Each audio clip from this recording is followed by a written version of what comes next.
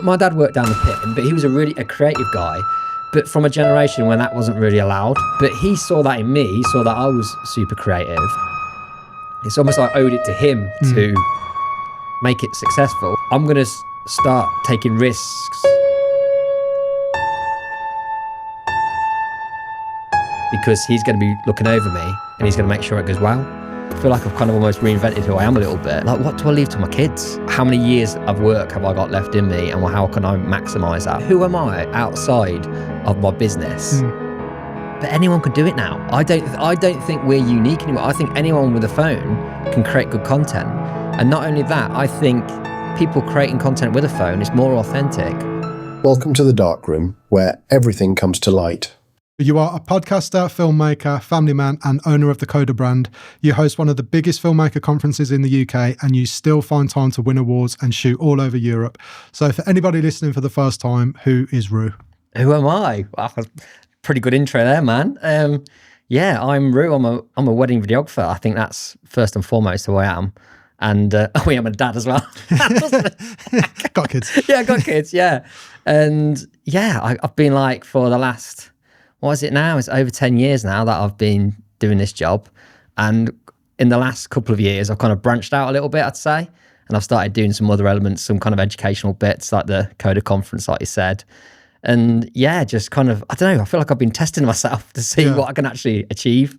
And I've kind of like ramped things up. But weirdly, I feel like it's all happened since I turned 40. From those years, from 40 onwards, I feel like I've kind of almost reinvented who I am a little bit. Yeah, I've definitely seen you step more from just a filmmaker into like branching out and spinning multiple plates and more of an entrepreneurial Roo since 40, would you say? Yeah, definitely, yeah. I wonder if that's like a kind of, well, I know it is. It's almost like a fear of that age. You're thinking, right, I need to have something set up because being self-employed for these, like you hit that 10-year mark of being self-employed and thinking, right, this is it then. This is me forever. And there's no pension part, there's nothing. So you're thinking, how long can I physically shoot weddings for? Yeah. Because I think as males, I think we have like a time limit on us. I know like we've spoken about this before. We definitely want to, shoot weddings for as long as possible, don't we? Yeah. But how long are people going to want us at weddings? Like I'm 42 now, I'm 43 in a couple of weeks. And like a 43-year-old male at a wedding, and it's a kind of, I feel like it's predominantly female environment, really, isn't it? Yeah. Like the brides usually book me. You spend the majority of time of the morning with the bride as well. And I just think I'm going to age out of it. You are selling to the bride, I'd say. Yeah. Yeah, definitely, yeah. And I think as well, we've probably seen it with photographers as well. You rock up to a wedding and the photographer's like 50 plus. Yeah. stuck in their ways, shooting the same 3 venues. And I guess that's probably not where we want to end up. No. I think for me, I'd like to be out before that point. Yeah, definitely. I don't know. But I think I still want to be involved. I love this world so much, which is why I think I've been trying to do things that can keep me in this world of weddings, but maybe don't rely on me having to shoot a little bit. So, and a lot of it has come accidentally, I think. But it's just... I do worry. I'm shooting with the photographers I shoot with are predominantly female, and they're a lot younger than me. We're talking potentially like 15 years younger than me, it seems and now. Good. And they're really good. Yeah. And that their kind of connection with the couple. I mean, I feel like my connection with the couples is still good, but surely there's going to come a point. Like I do find myself having a better connection with the parents now because I'm closer in age to them, which I think in a weird way helps my films because I now look at my films from creating something that connects with everyone at the wedding, not just the couple, not just like a beauty piece about the couple and their romantic story. I want to dive deep into the family and those connections and create something that their mum and dad are going to love as well.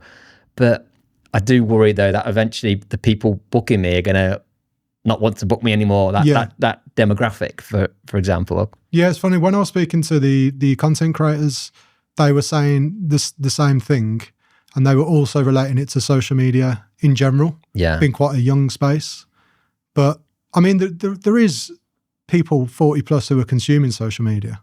Yeah. So it feels like there's still that like voice that should be there for them people. But they're not the ones booking us for the weddings, though, are they? That's true. 40 plus, we're people booking weddings, I'd say 25 to 35.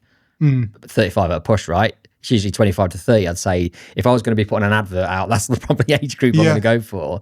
And it's all about we need to appeal to that set group of people, because the amount of people that are getting married that are 35 plus must be quite a smaller pool, which is something you could niche down to, isn't it? Yeah. I reckon. But I don't know, it's just that general fear, which is probably why I've like found myself doing all sorts of different things, and even trying to look at something that I can do out of weddings as well, because like, what do I leave to my kids? Like that's the worry, isn't it? You want to be able to leave them something behind. But when you're self-employed, I feel like it's quite often everything that comes in either gets used in the business or spent on your normal life. There's rarely a pot to save. And it's a case of looking now to how many years of work have I got left in me, and how can I maximize that, really? That is such a relatable business owner struggle. Yeah. Constantly paying back into the business, reinvesting back into the business, what is left for you kind of thing. Yeah. And I think that it's that mentality, isn't it, of like, oh, I'm going to start my own brand, my own business, and I'm going to have all this extra time. And then actually you spend all your time back into the business, all your money back into the business. But it becomes, I guess you get attached to it, don't you? It becomes like your baby. Yeah, because I think I try to always think, who am I outside of my business? And I'm just a dad. Other than that, that's all I do. Apart from everything else is tied up in my business. Like my hobby used to be cameras and photography and stuff. That's all now my business. All that's left now is me as a parent, which is a beautiful, wonderful thing. But any other spare moment I have is either doing my work or it's like spending time with family. Yeah. And I think I was worried that have I lost my personality, but I don't think I have. I think my personality is my business. Yeah, it becomes even more that, because I'm thinking like even our socials we'll spend together. Yeah. all the people I'm speaking to daily is like usually business related. Yeah. And this time of year as well, like I've made like a special effort to like meet up with friends and stuff like that. Same thing you've just said there. You kind of like, oh yeah, I do actually have a circle outside of business that I'm not talking to about cameras or do you get to hang out with them much? That kind not of really. No, that's why I carved it out, especially because I was like, no, we've been and they're the same, because they've got businesses in different industries, and everyone just gets busy, and we have to make this like real effort to be like, no, let's meet up, let's reconnect. And then you have that moment where you're like, oh yeah, not everything's business. I mean, I say that we meet up and all talk about business, but because have you got any self-employed friends as well? They're pretty much all. Oh, are they? I get that because mine aren't. So it's a whole different world speaking to them. And I think when I first started my business, it was so all-consuming that I only wanted to speak to people that were not that. I really wanted to talk to other business people that were in the same world as us, go through the same struggles. And none of my mates were going through that process. And it's really hard to relate to people that aren't going through that, where every second is your thought about your business, isn't it? Yeah. But I was with my friends, my non-videographer friends before Christmas, and one of them was, he'd been working at this company for 10 plus years, and suddenly out of the blue, they're just like, his job role had just been wiped clean. And the way he was talking about it, I was thinking, this is unbelievable. Like, I forgot that world is out there, that we're so lucky. We shouted, Yeah, we shouted. And we are creating the business for ourselves, where every ounce of effort comes back to us in terms of like job satisfaction, but also like money. My mate who's put his last decade into that company, suddenly overnight, because there's a change of management and a change of idea, is going to lose his job. And it just really hit me hard, because I've been like in this self-employed world. I forgot there's this whole harsh reality out there. Yeah. But it makes me realize how good we have got it in this job. But I think I need to try and find time to spend it with all my mates rather than just getting so involved in the wedding world. But I think it's almost by design though, because I actively sought out other videographers to hang out with, because I missed the office space. I always loved my full-time job before weddings. But the main thing I missed was the kind of social interaction and being in an office with people. So I tried to bring that back into my life. So that's why I went sorting out videographers to hang out with, like, dropping into your DMs and stuff like that, and arranging meetups with people. That was just because I wanted that social kind of connection myself. And then that's kind of, but the reality of that is then that most people I know now are videographers, and I've created this whole world for me, and I've almost left my old world behind a little bit, and I need to try and reconnect with it to a certain extent. Yes, my whole circle's like childhood friends. I can't think of anyone that I've kept from when I used to do 9 to 5, just because, it's not a personal thing to them, it's just because I used to work in a call center. Right. And it's so toxic. Like every day you'd go in, you'd sit down. I wouldn't, because I'd just mind my business, do my work and go home. But everyone would be there like spilling their whole personal life, slagging off their husbands. And I was just like, I'm not here for it. I'd be loving that. I'd be eating that up. I love a bit of gossip. I just used to get in and out. But I find that, like, especially in our industry, and I don't know if other industries are the same, but I think with self-employed people as well, business people, they tend to be like very positive, very get up and go, I can make it, like a good mentality, rather than I'm going to go and ask for it and then be really disheartened if I don't get it. Yeah. And I think there's something to be said for that, where it's like, you're going to go out and get it yourself. Because like our promotions, we don't ask anyone for a promotion. We just work harder. Yeah. That's how self-employment works. So for me, that's what's so attractive about it. It's like, if you're lazy, you're not going to get paid. If you work hard, you're going to get paid more.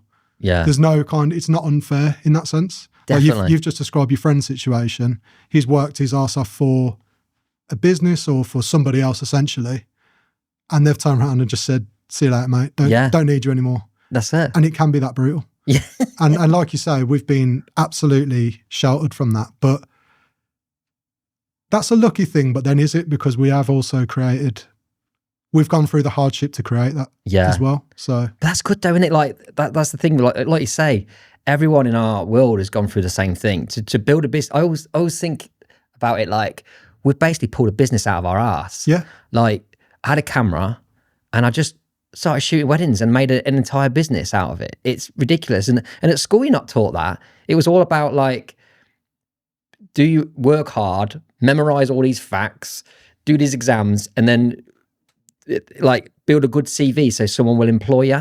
It was never about go out there and build a business yourself. It was all about making yourself attractive to people to want to employ. I don't think the whole idea of being self-employed was never in my mind. It just kind of almost happened accidentally. But I wonder if the world now is changing a little bit. There are so many opportunities. It's so much easier for people to create businesses. I wonder if that's filtered down into schools. I wonder if that kind of entrepreneurial spirit is being encouraged at school level, because it certainly wasn't when I was there. Was it? Have you found that? Yeah, I've also found that the world's just changed massively. Yeah. Like my mum, for example, she always wanted me to work in the NHS because she worked in the NHS from when she was like 19, did her whole career, retired.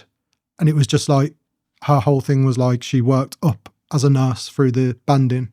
Yeah. And you could just stay at one place for like 30, 40 years, whatever it is. Yeah. And it's just not the same anymore. Like, no, certainly not. Certainly NHS, good God, no. Well, I mean, that's one example, but I don't think businesses in general are the same anymore. They're not, the positions aren't as safe anymore. No. They are getting outsourced. I mean, AI is probably going to disrupt things even more. I don't think there's the job security in the way that there was back in the day. So I feel like self-employment is only going to become a bigger and bigger thing. Yeah. Yeah. People have to create their own opportunities. Like my first like proper full-time job, because I had like, I've been working, I've had a job since I was 14. I've always had a job. And through college and university, I worked at Asda, like seasonal colleague, so I'd go back and forth. And then I was there for a little bit. I started doing full-time hours there at Asda for a bit before I found my proper job. But that first proper job was around like 2008, and that's when the financial crisis happened, wasn't it? And suddenly there was this whole world I didn't know about. I thought, you get a job as long as like you do well. You know, if you work hard, you'll keep your job. But then people were getting just fired because businesses were going under. Yeah. And then I think I still live in that fear. I live in that fear of the business stopping and going under. Yeah. And then I think I've always been trying to put things in place to make sure my business can survive and support me. But I live in the same fear, but for a different reason. So I live there because of COVID. Do you? Because, you know, overnight it was like, oh, you had a business, see you later. Yeah. It's just gone. And ever since that, I think that gave me that fear of like, need to get what we can, do what we can now. Yeah. I think that's why I do such big numbers and stuff. Yeah. Because it's like, I'm so hyper aware that what you've got today, it's not promised tomorrow. Yeah. So you have to stay on the ball and keep moving. And I think that runs across self-employed, employed. I think that's across the board. Yeah. But people maybe don't realise it, and they think they're safer than they are. That's how I kind of look at it. Yeah, scary. It's because you don't want to spend your whole time worrying about stuff like that, do you? But then it's almost impossible not to. Is it? Are you good at saving, like in terms of finances? I should be better. I love, because the paradox of that is I also love to live in the moment. Yeah. Because, if you're working hard, you want to at least be able to play hard as well. Yeah, well, I know you're in a similar position, but my dad died when I was 16. So for me, I'm like, when I'm with my kids, I don't want to not do something and then be like, on my deathbed and be like, oh, I should have gone on holiday more. I should have. But you're at so many weddings all year as well. You're like, not your weddings, because that's why I get worried for you, thinking about how much time you're away from your family. Well, genuinely, this is it. So when I'm with them as well, I don't want to sit on the sofa on my phone. Yeah, I'm like, let's go Spain, let's go Portugal. Let's do something. Yeah, and then I guess it's counterproductive because you've made the pot of money and then you're spending it again in your free time. But at the same time, I'm like, my kids are going to grow up privileged and they're going to grow up going, we were on 4 or 5 holidays a year. Yeah. We lived a ridiculous life. And for me, I'm like, do I want to just hoard my money and have this massive cash wad? Yeah. But their life isn't as good. No, yeah, that's the balance, It's such a hard one. But then you're always worrying about later down, it's like, then what? Then what? Then what? And it's whole going back to this, how long can we make money doing what we do? Yeah. When does that end? I don't know.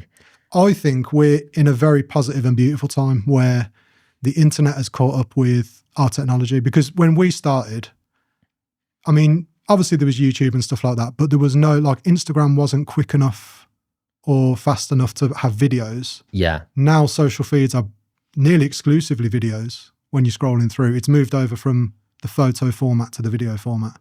And I think we live in a great time where we're actually 10 times more valuable as filmmakers and videographers than we ever were before. Yeah. Because that technology is caught up.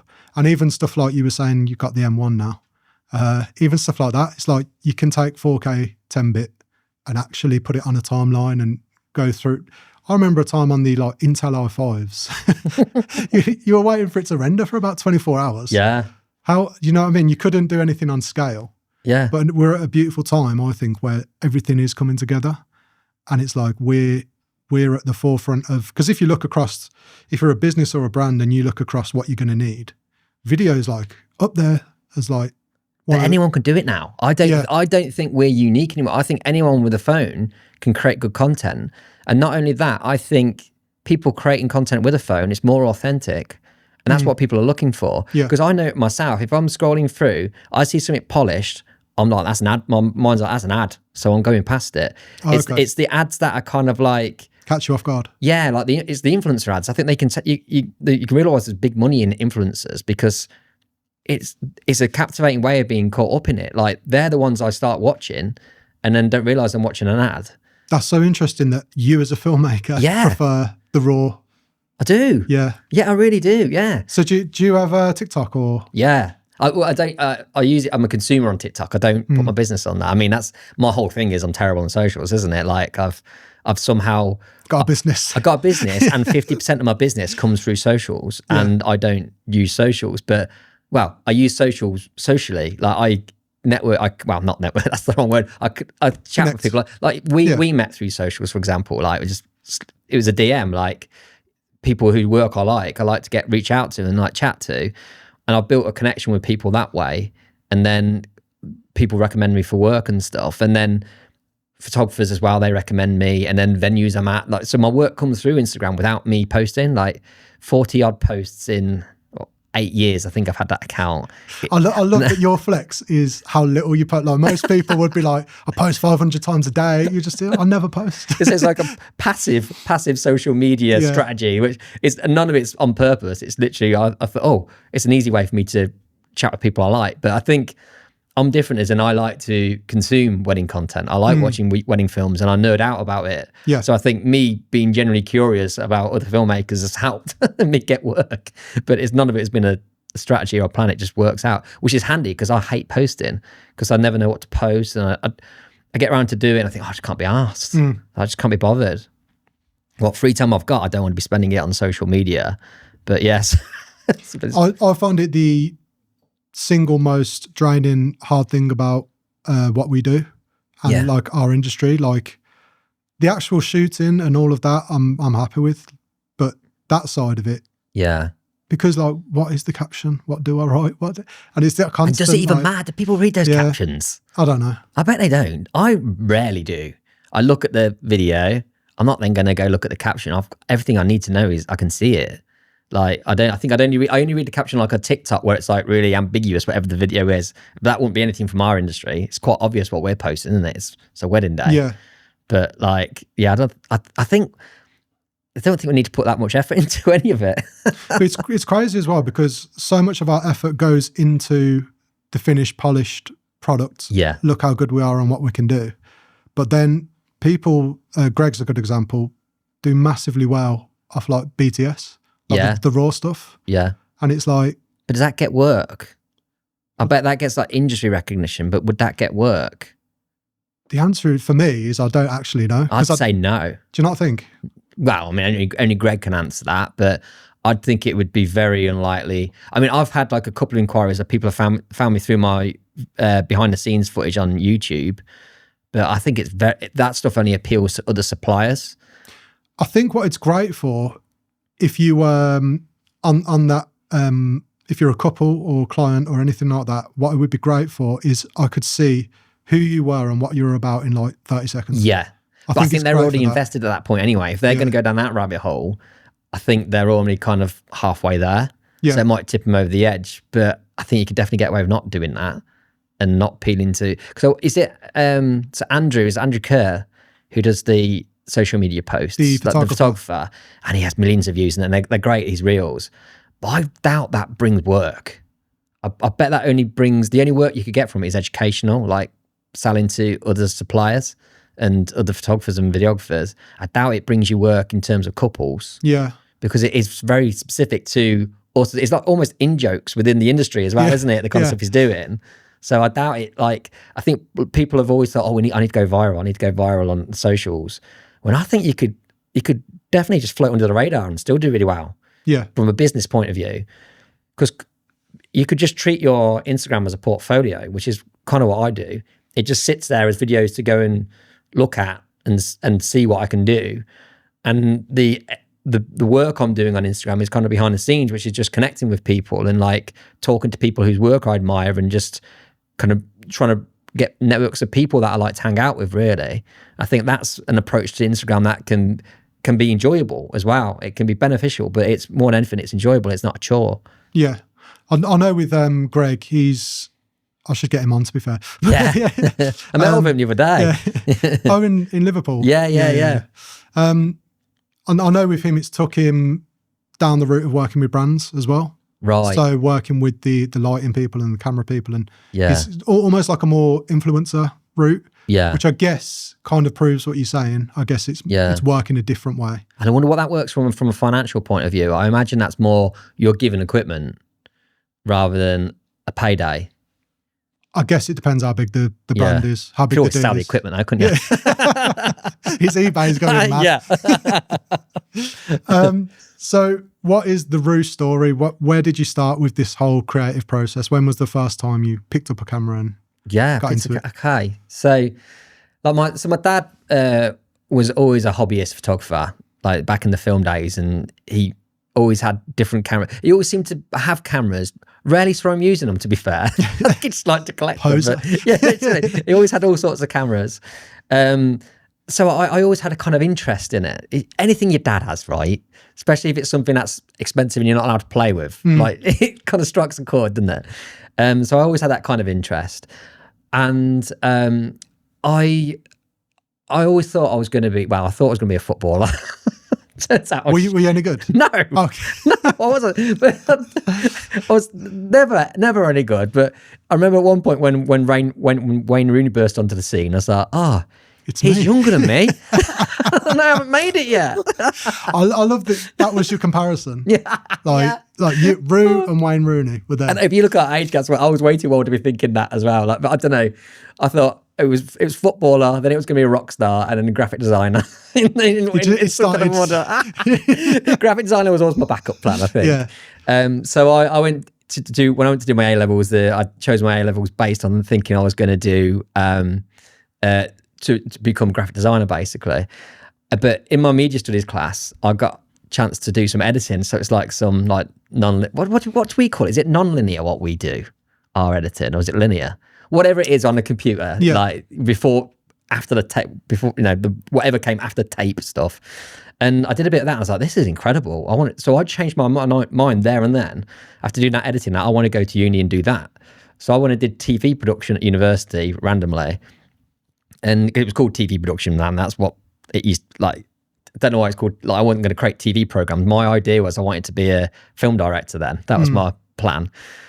And then I went for university doing that, and I love creating films and editing, and I did the whole process. My plan was that I wanted to make films, but I was doing the whole thing. So I'd be doing shooting, I'd be doing the cinematography, I'd be doing the editing, I'd be part it's the whole process. Insane how similar we are. Like, really? So crazy.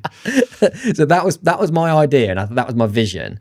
And then but the media world is fucking horrible, isn't it? It's just disgraceful. And the way people treat people in that world is just not how I want to be able to be kind and like be nice to people.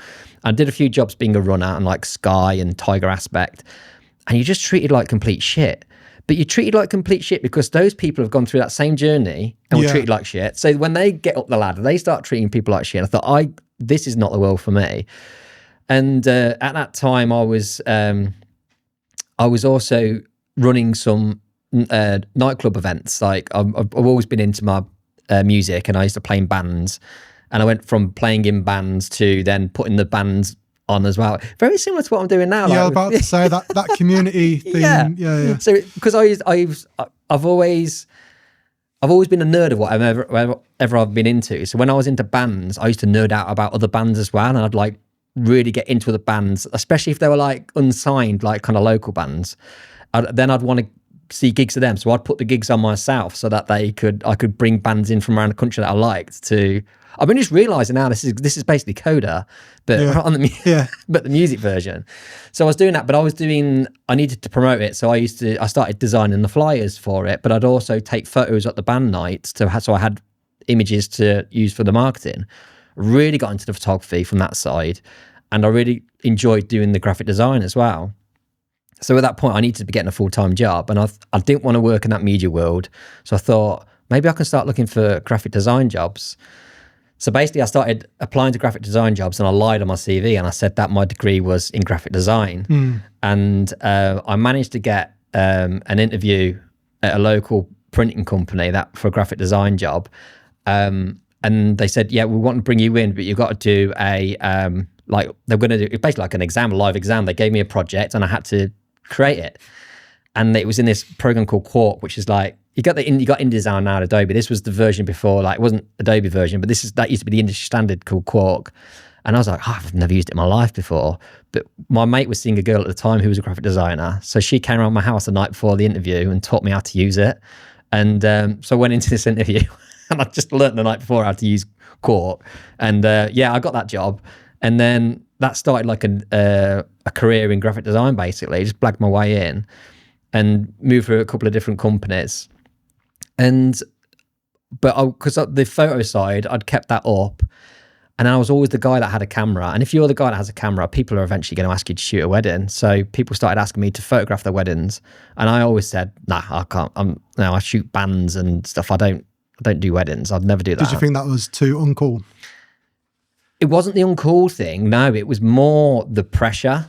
And like, I really struggled with like self-doubt and stuff. And I just never thought I'd be able to achieve that. And I think I'm a fundamentally lazy person. And doing that was really stepping out of my comfort zone. I didn't like stepping out of my comfort zone. The times I did it was like anything I had success in was when I stepped out of my comfort zone, but I was always accidentally pushed out of it. But I was like, I'm not shooting a wedding at all. But then when it came to me and Jade, when we were sorting our own wedding out, my job was to book the photographer because I had interest in photography. I started looking at the world of wedding photography, and it was so different to what I expected. Like that documentary style, I thought, that's cool. I get to go wedding and enjoy it and take nice pictures. It's not all about arranging people into group shots and stuff. So I thought, I want to explore that. And then it almost became a personal challenge because I was scared of doing it, but I thought I'd quite enjoy it as well. It then became this challenge for myself that I'm going to do it, but I was too scared to do it on my own. So my friend Jonathan, who was in the band with me as well, he'd started getting into using the camera. So I messaged him. I was like, can I come and, he said he wanted to do weddings. I was like, can I come and second shoot for you? And we went to the pub to have a meet up, and we decided that we were just going to do it together as business partners. And we did, and we were really successful. Like, we did some, before style shoots were a thing, we set up some styled shoots and got some portfolio together. And we were completely honest with it. With the people that were booking us knew we'd never done weddings before. They knew these were styled shoots and said, we haven't shot a wedding, but this is what it would be like. And then we were cheap enough was the main thing. But we managed to book 13 weddings before we'd even shot one. And that just kind of like snowballed from there, really. Like it took off.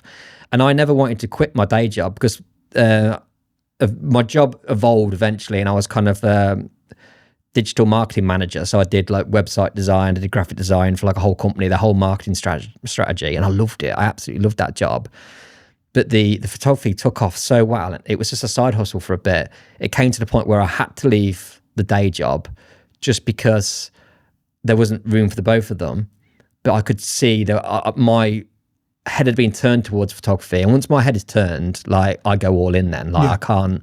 I can't back down. So I quit. I went full time into the photography. But then not long into it, I was looking for my grandma's I've told this story quite a few times from boring people that have met me. But I was looking through my grandma's wedding photos, and my grandma, she had MS, and she'd always been in a wheelchair like my entire life. I'd never seen her walk, and she stood in these photos, and I'm like, oh, it never occurred to me that she could walk at one point. Of course she could. And I was thinking, I'd love to see the video of this. Like, that would be so much more powerful. And in my head I was like, in fact, I think anyone given the opportunity to, if they could only pick one, to see their grandparents' wedding photos or their wedding film, they'd always choose the film. 100%. Like, without doubt, yeah. That thought was in my head then, and it messed me up. I was like, why am I taking photographs? This is ridiculous. I need to be doing film. And obviously I had my background in film anyway, so I always had an interest, but I always disregarded it because everything is just so complicated with film, isn't it? And but I started taking steps to move into video. I did Phil White's course, like in-person course, and that just opened my mind. It's like, I can definitely achieve this. I asked a few photographer friends if I can tag along from their weddings and create a free wedding film for their couples that didn't want to book a wedding video because they didn't want to take the work off somebody either that could booked it. And yeah, that snowballed then, and I loved it so much. Like, it's so weird. Like, I think like my oldest sister, she still says to me now, I still don't know what I want to do when I grow up. That's what she says. Yeah. But I feel like this job, I feel like it's almost been perfectly designed for me. Like, wedding filmmaking, everything about my personality, like the good and the bad, works well for this job. Like, I'm not made to be in an office. I was an absolute massive distraction for anyone in the office. I could so imagine. Yeah, you're right. Yeah. And I think a lot of people that are in this work are like, I always had gotten really well with everyone there, but the production levels from everybody were just so much lowered when I was there because I was just chatting and distracting people, same as at school as well. But in this world, those things that were kind of like holding me back in a real job became real beneficial, like my being able to chat to anybody and enjoying chatting to people. And I feel like small talk is my hobby. I love it. I absolutely love it. Whereas my wife, she dreads small talk. She'd do anything to get out of small talk with strangers, whereas I actively seek it out. And I think for our role and our job on a wedding day, that becomes like a superpower. So it's almost like I built this job for myself, which is the perfect job for me. It's probably the only job I could probably do now. Yeah. I have the opposite issue to small talk. Yeah. I have a deep talk issue. So I'll just meet someone and I'll be asking them like their deepest, darkest stories and shit. But no, I know what you mean. Just that comfortability to connect with people and chat away. But I like that about you. But you get people to that through small talk as well. Well, I say small talk's probably the wrong word for it because that sounds like almost throwaway talk, doesn't it? Like, when I'm talking to people, I like to kind of know them, but you get in there, don't you, with little elements to break their barriers down, and then you can have a good chat with them. But I think we're similar. We're both nosy bastards. Yeah, the way I'd reframe that, Roo, is I'm genuinely interested in people. Yeah, same. Like same, I'm a proper people person. Like, well, like you know that classic thing at an airport, and you're like, I wonder what he's doing, or where she's going, or like genuinely. And it's not. I think for some people that's kind of tough, and they have to fake it a bit. But for me, like if someone starts telling me their life story, I'm properly like invested. Same. Like, yeah.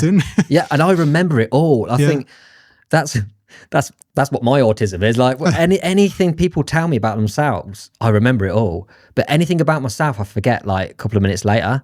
But if I remember all little small details that people tell me about their lives, I remember their kids' names. I know like kind of like ages and stuff, weird information that I have no right of remembering.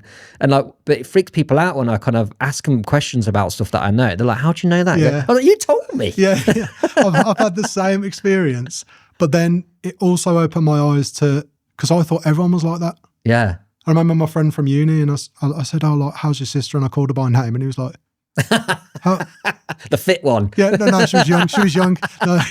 And he was like, how do you remember that? And I was like, because we had a conversation, you told me. Yeah. Same thing. And it was just weird for me, because it's like, is everyone not like that? Yeah. Does everyone not retain what you've told them? No. Well, am I wasting my brain? Just people just like spill shit out, I think, and they don't know what they're saying, whereas I'm like clinging on every single word, like it's the best thing I've ever heard. But then the bad part of that is that you know when people lie to you, because you remember, and it happens all the time, because they'll tell a story to you and it changes each time. You're like, wait, the fuck, they're lying to me, because it was a different version last time they told it. But then is it a lie, or are they just not? Do they not genuinely remember things accurately? Yeah, potentially that, weirdly accurately. Yeah, like we might do. But then also it's a weird thing where you'll remember that, but then you won't remember a meeting you've got next week. Yeah, that's exactly what I'm like. Like it's literally anything to do with me. But I'm a really organized person now, but because I'm massively unorganized, I'm just a whole contradiction. But I have to put steps in place because I've learned that I'm useless. I was going to say, I have to use like apps. Yeah. Well, just my calendar, I need to be told that something's happening at this time. But then I could probably tell, like my mate, when they've got their appointment, but not me. I don't know why it is. I don't know why I don't know why my brain soaks in other people, but then doesn't have room for myself. Well, I always think that ADHD is like phrased wrong, because I think it should be called attention overload disorder. It's not that you can't concentrate, so you concentrate on everything. Yeah. Like you can't distinguish what's important. Yeah. You're just locking into like everything and trying to retain everything, which is obviously impossible. And that's why I've always thought I've got terrible hearing. I always thought, playing in bands has messed my hearing up. But then I had a hearing test and I go, no, your hearing's not that bad. But it's when I'm in a room, I hear everything, like absolutely everything. So I can't focus. If someone's talking to me and it's pretty loud in that room, I can't hear it because I'm hearing everything in that room. But that's probably an ADHD thing, isn't it? But this whole ADHD, I'll get worried about this because I'm not diagnosed. So talking about it feels a bit insincere, but also I'm kind of conflicted to what level it exists, because I think a lot of people that if they meet me, they'd say, yeah, he's got ADHD. And if you look into the research, you think I am textbook. But who's writing these textbooks is what I want to know, because like, probably someone without ADHD. Exactly. The kind of people that could sit down and would write about stuff and make rules, like the complete opposite to like what we are. But I think those people are too far that way. So say if there's like a spectrum, right, of kind of like this ADHD that you got, we think in the middle of people that kind of who haven't got ADHD are like, you know, the baseline normal people. They can concentrate, they can focus, they can do these kind of things. We're led to believe that's the middle, and then people like us, we're more that way towards kind of ADHD, where we struggle to focus, and like, or we struggle to focus, or we fixate. Hyperfocus. Yeah. And then you go even further that way towards kind of like autism, where people they can only focus on one thing and it's intense.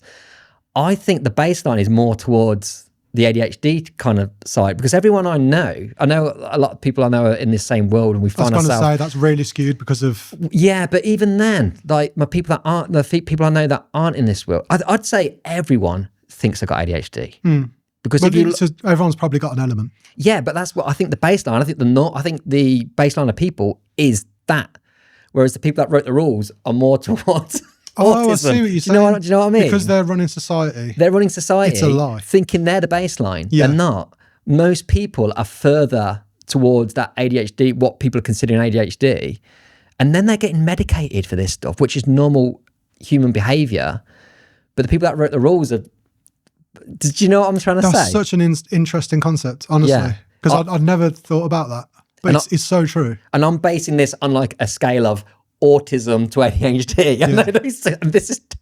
And I'm not a doctor.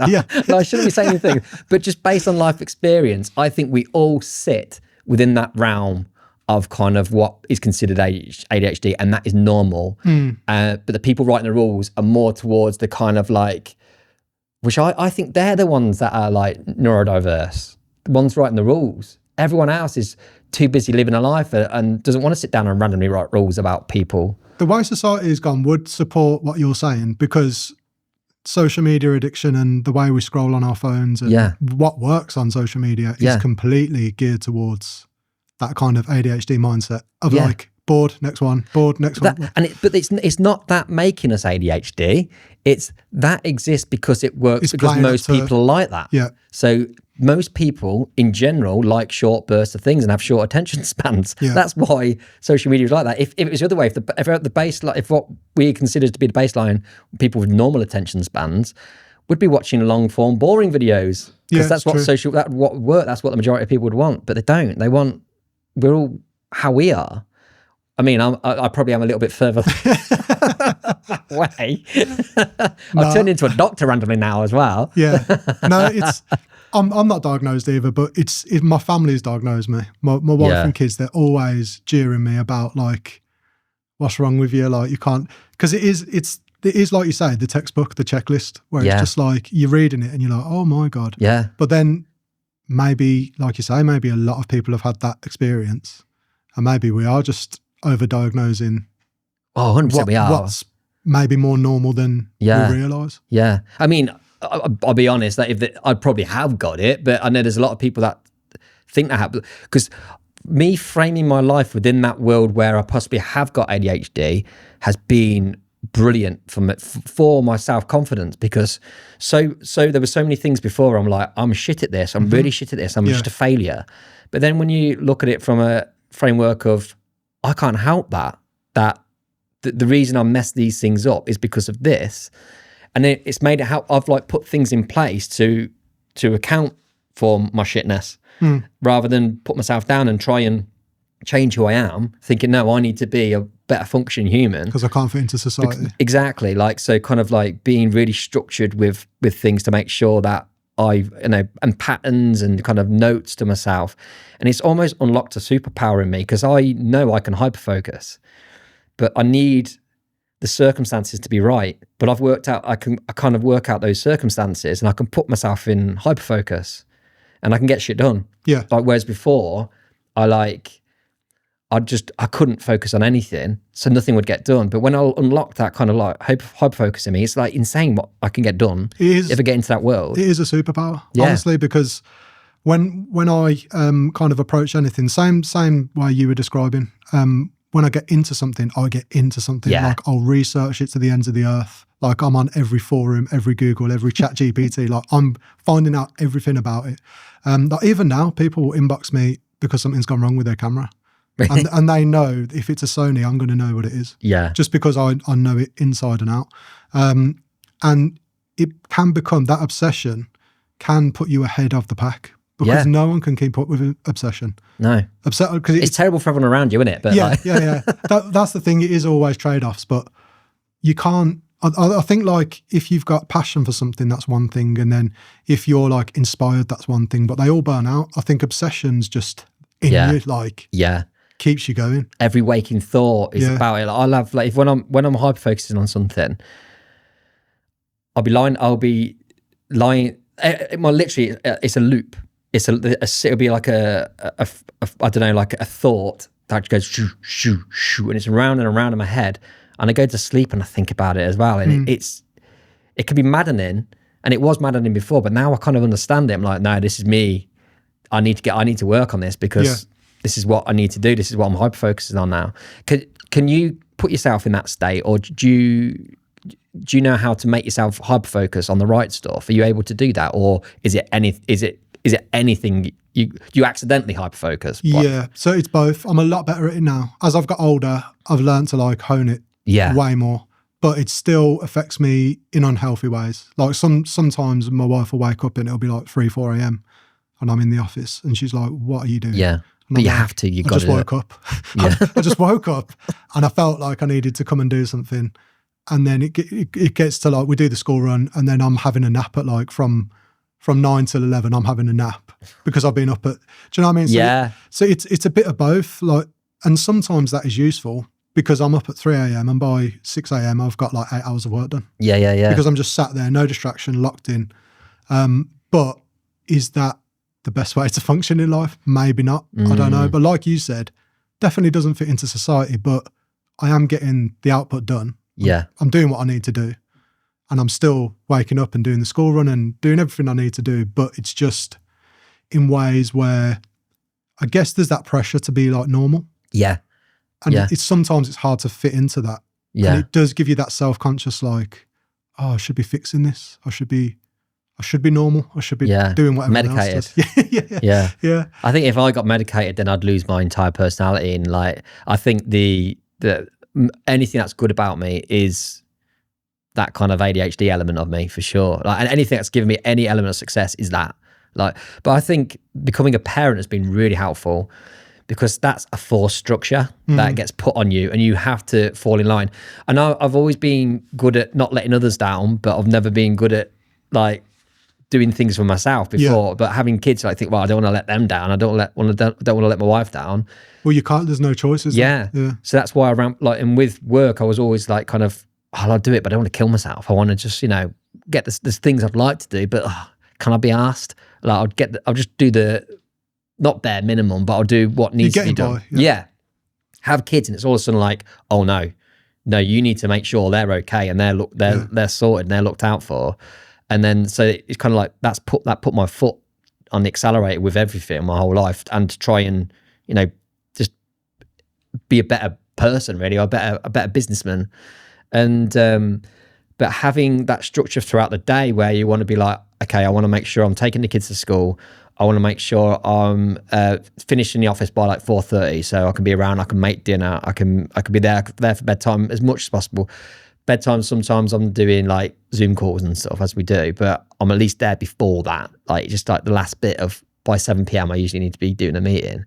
But being a parent has put this structure around me. It's kicked me up the arse, but it's provided a framework that I have to work to. I'm forced to work in, and then that's made me realize throughout the rest of my life, if I put these forced kind of frameworks and almost restrictions, it really helps me. Otherwise, like I want to do everything. Yeah. And I want to do everything, nothing. I'll do a little bit of everything and get nothing done. Whereas now I'm like, no, I need to just do this one thing. And then you lock in on one thing, and then a few minutes in, you find yourself like kind of in the zone on it. Yeah. And that it took me like 40 years to realize this. It's mad. But yeah, it's having kids, it's really like, I've become a better person from it. I really think I have. Sometimes I feel like I'm a worse person. You feel like you let yourself down as a parent sometimes, don't you? Just when you like kind of like blow up at your kids and stuff, when like you're stressed and like kids are being kids. But oh god, man, I'm taking a bit of a divergent now, mate. But I think our generation of dads are the best generation of dads that's ever existed. Like with my dad, I think he was fantastic. But he was that generation and they go and work. Like he worked down the pit. He was there majority of my childhood working because that's what they do. They didn't have to be there for us on an emotional level or be massively present. I mean, he did his best. He did really well. But our generation of dads, it's almost that's the expectation that you are there. You're there on an emotional level. You are there. You are present as well. And I think we are the best of both. We go out, we do the work, and we're a dad. And we're present. And that's never been, throughout history, I don't think that's ever been a thing. Yeah, I saw statistics on this the other day, and they were saying our generation is the most, I think it's like overworked, pressurized, like, I don't want to say got it the hardest, but like in that sense of like you said, we were expected to be everything. Yeah. So like for them, it was like, go to work and provide. Yeah. and you've done your job and you're a good dad. Yeah. And then for us, it's like, go to work, provide, be a full-time dad, do da-da-da-da-da-da-da. And it is different. I think there's a lot more on us now. Yeah. A lot more plates to spin. I think it's on both sides as well, because that generation, one wage was enough. Exactly. To support a family. You need two wages now, pretty much. You could be a housewife, but it's not that way anymore. Like, they have to be a mom and they have to work as well. But then there's this extra pressure where you're thought of not being a good mum. Like, whereas I don't think anyone considers a dad to be a bad dad if they're away and working. But with a woman, no matter what, I think there's that pressure. There's that almost, I don't think from our generation, but there's like, it's the generation before are probably thinking that. Yeah. But I look at my mates and I think they're absolutely remarkable dads. And like, they're fantastic. But we don't have, that's not a template for that we've got to look at. We've got no one to look to guide us on how we need to be dads. What's expected from us is not something that anyone has ever achieved before. But like, the people I know are absolutely smashing it. And especially the ones that I've got, like the videographer friends that I know, incredible dads. And because our work kind of allows that. We may be away at weekends during the summer, but we can be there through the week in the summer holidays, and we're going to all these school plays that we're present in so many different ways in which generations before never were. I think flexibility as well. Yeah. So we can do things like the school run every day, because... And you always do that, don't you? I've seen videos of you, like on the way to a wedding, you're doing the school run, and then... I'll go like 3 hours to Yorkshire. I'll make sure I do the school run, because I know that like they expect that of me. Yeah. Like my son, he'll kick off if my wife dresses him, because it's like he expects me to be there to put his socks on and take him to school. And it's like, it's a beautiful thing, because the majority of days I can pick them up as well. Yeah. There is some weekdays, but usually I'll be there to pick them up, or even if they go to my mum's, I'll go and get them from my mum's. And like, you can physically be there because you're setting your hours a bit more. Yeah. Even though you end up working more, ironically, it's kind of on your schedule rather than you have to be here at this time. Yeah. We'll let you go home at this time. Even that annoys me. Does that, like, the thought of someone being like, you have to be here at 9. If you get your work done by 12, you're still not going home till 5. It's ridiculous, isn't it? Till I say you can go home. Yeah. And also, like, I work, because my roles were kind of creative before this job as well, like graphic designer. It's almost impossible to be creative when you have to work on certain projects with this set amount of time and that's all you can do. I need to venture off and like watch YouTube videos and explore and kind of fill my mind with stuff. Yeah. But like, to be fair, when I'm doing a wedding edit, I don't do that. But like, I become a better creator by consuming stuff, not necessarily short form TikTok crap, but like getting inspired. And like, that's one of the jobs I had at university was quite good for that, to be fair. My boss used to call it a spirit walk. She was like, if you need to go off and have a spirit walk to get inspired, then feel free to do that. And I was like, wow, can I just sit on YouTube for now? That'd be way better. So she actually used to give me a bit of time to do that. And it kind of, I don't know, it makes you a better creative, but most office environments don't allow that kind of thing at all. But I guess now people work from home, it might be a bit more freeing. Like, you could, if you're not in an office with a boss over your shoulder, you could probably get away with getting a bit of inspiration. COVID skewed everything. Yeah, because I think people were like, oh, I don't actually need to religiously go to this building. Yeah. And be answerable. And now it feels ridiculous, doesn't it? Yeah. Going to an office. Yeah. With a load of people we don't really know. But I think there was that swing, wasn't there? So all the businesses were like, oh, we can save on overheads, having offices, everyone can be at home. And then they realised people were like just doing their shopping. And they were like, you all need to come back now. Yeah.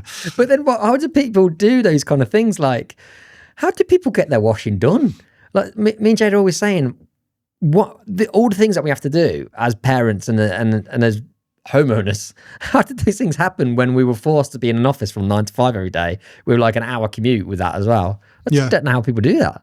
Yeah, and even that's weird, because doing a commute every day used to do my head in. I used to think, this is like time I'm just wasting. Yeah. But yet I'll drive 2 hours. Yeah. And I won't care. That'll be fine. Get a podcast on there, don't you? That's that inspiration. That's when I'm getting my inspiration in now, is on these journeys. And I love that as well, because that's like a kind of, I don't know, your mind's free a little bit, because for a bit you're not a dad. For an hour journey, you're getting into filmmaker mode and getting in the zone. Like, but yeah. Have you ever heard of a book called Surrounded by Idiots? No. So they break society down into colours. So it's like Nay up. Where's this going? That's not the direction we're going. So it's like you get red people, and red people are like Steve Jobs, like super determined, will get it done. If people have to be hurt in the process, that's collateral. Yeah. They'll get stuff from A to B. Doesn't matter how they get there. They're like the bull in the china shop. Then you've got like blue people, where it's like spreadsheets, Excel, lists. So the people you were talking about that probably wrote the textbooks. You've got yellow people, which is like us, where it's like million ideas a second, like innovators, but can't focus on anything. So left to our own devices with no grounding, we would be starting like 20 different businesses with 50 different, like that's the mentality. And then green people, which are like ultimate team players. So they're like the backbone of any kind of organization or business. Yeah. And then it was saying that if you structure it properly, a really successful business will have all of the colours. Right, yeah, because if you have an office full of blue people, everything will be really structured. Every meeting will be on time, but there'll be no innovation, no new ideas. If you have an office full of yellow people, loads of innovation, million ideas a second, nothing gets finished. So the ideas are brilliant, they never get executed. Yeah. Office full of green people, they'll keep what's going. They'll always turn up, they'll always be there. But again, there's no progression. Office full of red people, million complaints, everyone's getting bullied. Like so, and they were saying if you utilize the right people, like if you put yellow and blues together, you can innovate and then you can structure the idea. Yeah. Or like you put yellows and blues with maybe a red. So Steve Wozniak at Apple, for example, he was the blue/yellow. So he created everything. Yeah. He was the nerd who was actually soldering everything together. But him alone, we haven't Apple today. He wanted to give everything away for free, didn't he? Yeah. Back in the day, it was all hobbyist stuff, wasn't it? So he had no interest of monetizing it. And he needed Steve Jobs, the salesman, to come in and say, you've got the product, I'm going to take it from there to there. I'm going to communicate it. Yeah. And it's like you need that kind of spectrum of everyone. So how do we translate that to being self-employed where we're one person? How do we become all the colours? I think it's imperative to build a team. Yeah. To have some kind of team structure, even if it's still you as the filmmaker going out and doing everything. Maybe you have like a digital assistant, or maybe you have a social media assistant, or I've spoken to loads of people in the past year or so that outsourcing's a big thing for them. And just someone to keep you in check, really. Yeah. And a bit grounded and a bit, Roo, you've only posted 4 times in 20 years. like if you got a social media assistant, for example, it would be something that could be done without you having to think about it. Yeah. So I think that's probably the answer, is probably more going towards getting a few freelancers around you. Yeah, it makes sense. Because I always, like I was saying about that community spirit, and I like bouncing ideas off people. So I think that's why I always wanted to get a community of people around me. But I've just got yellow people around me because we're all the same. So it's all kind of discussing the ideas, and there's only certain ones that can go in and execute. But when you're putting the conferences together, for example, you've got Coda, one of the biggest filmmaker conferences in the UK. Do you do that alone? Yeah. Is there anyone there? Is there a blue person involved? No. So you have the blue ability. Yeah. But only when it's kind of, you have to. I've learned the blue ability by being such a yellow person. Yeah. That to be able to make anything happen when it needs to get done, I need to force myself into that, like kind of blue mentality. Yeah. So you kind of hyper focus. I have to tick the boxes. Yeah. I'll wear this hat until I don't need to. Yeah.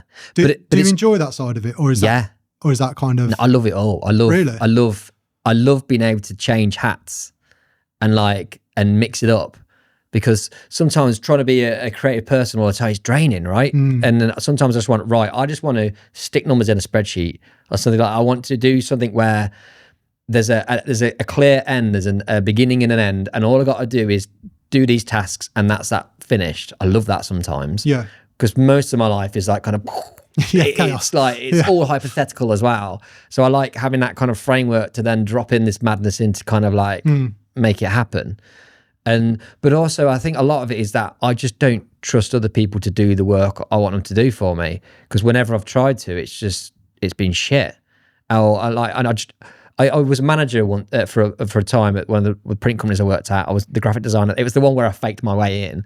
I became the manager eventually, but it was a printing company. So there was a graphic design. There was me, graphic designer, a junior graphic designer, and a guy who worked out doing the cutting and stuff.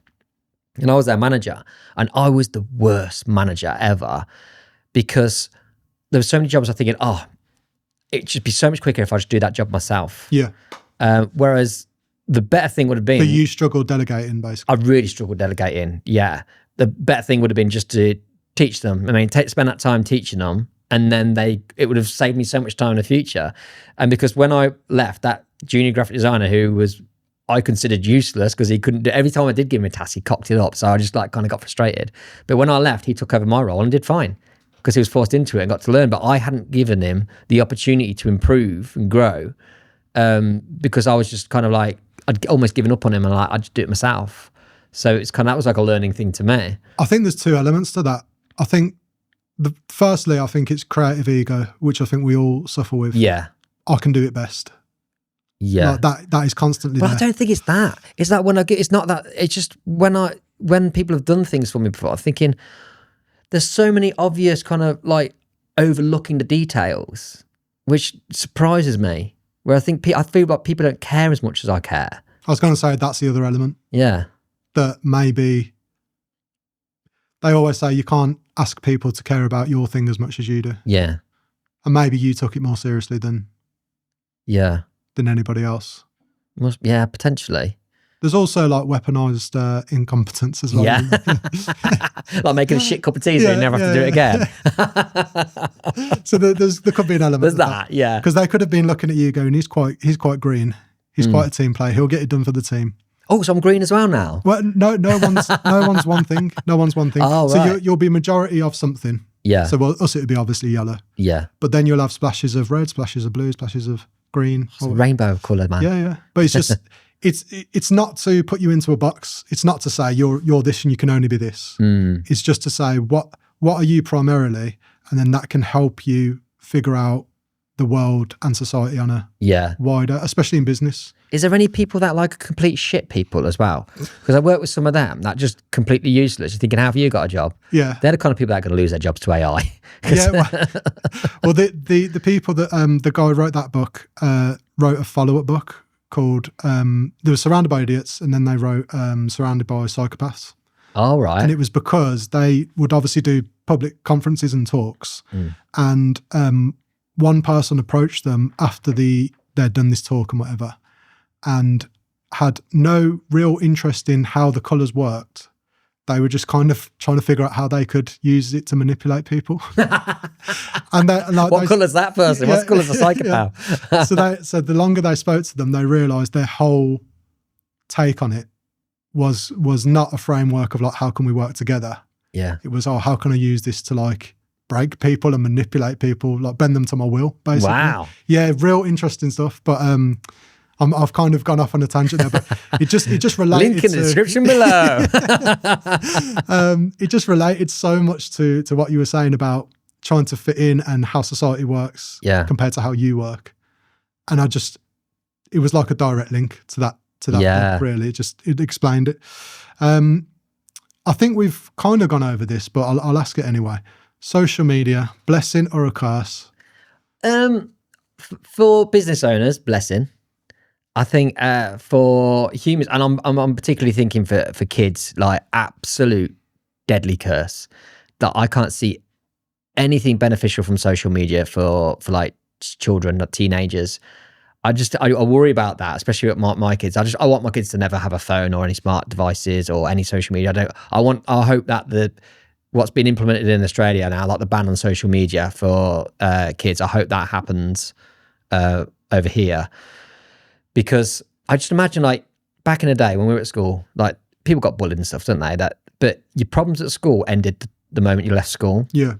Whereas now it'll follow on, with social media and stuff. And there's nothing worthwhile going on there. It's even the positive stuff is making, if there's something positive on there, it's making someone feel bad because they feel like they can't live up to that standard, or it's just pure negativity. So that's what I hate about social media. But from a business point of view, I think I quite like it because I mean, like the way I use it is quite passive and it works for me because it just connects me with people and it allows me. I don't mind seeing. I'm not the kind of person that gets intimidated by seeing other work.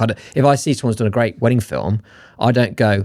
It doesn't make me feel bad about my own work, which I know a lot of people feel like that. Like I can see someone's done something really well and it doesn't affect me. Like if anything, I'm just like.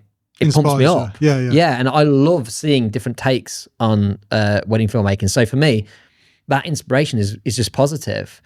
And then the fact that I don't put much time into it, I'm not playing the game on there really, not that we think we need to be playing, which I think is kind of all bullshit as well, to be fair. Like people don't want to see millions of content from wedding filmmakers over and over again. It's just the right people at the right times.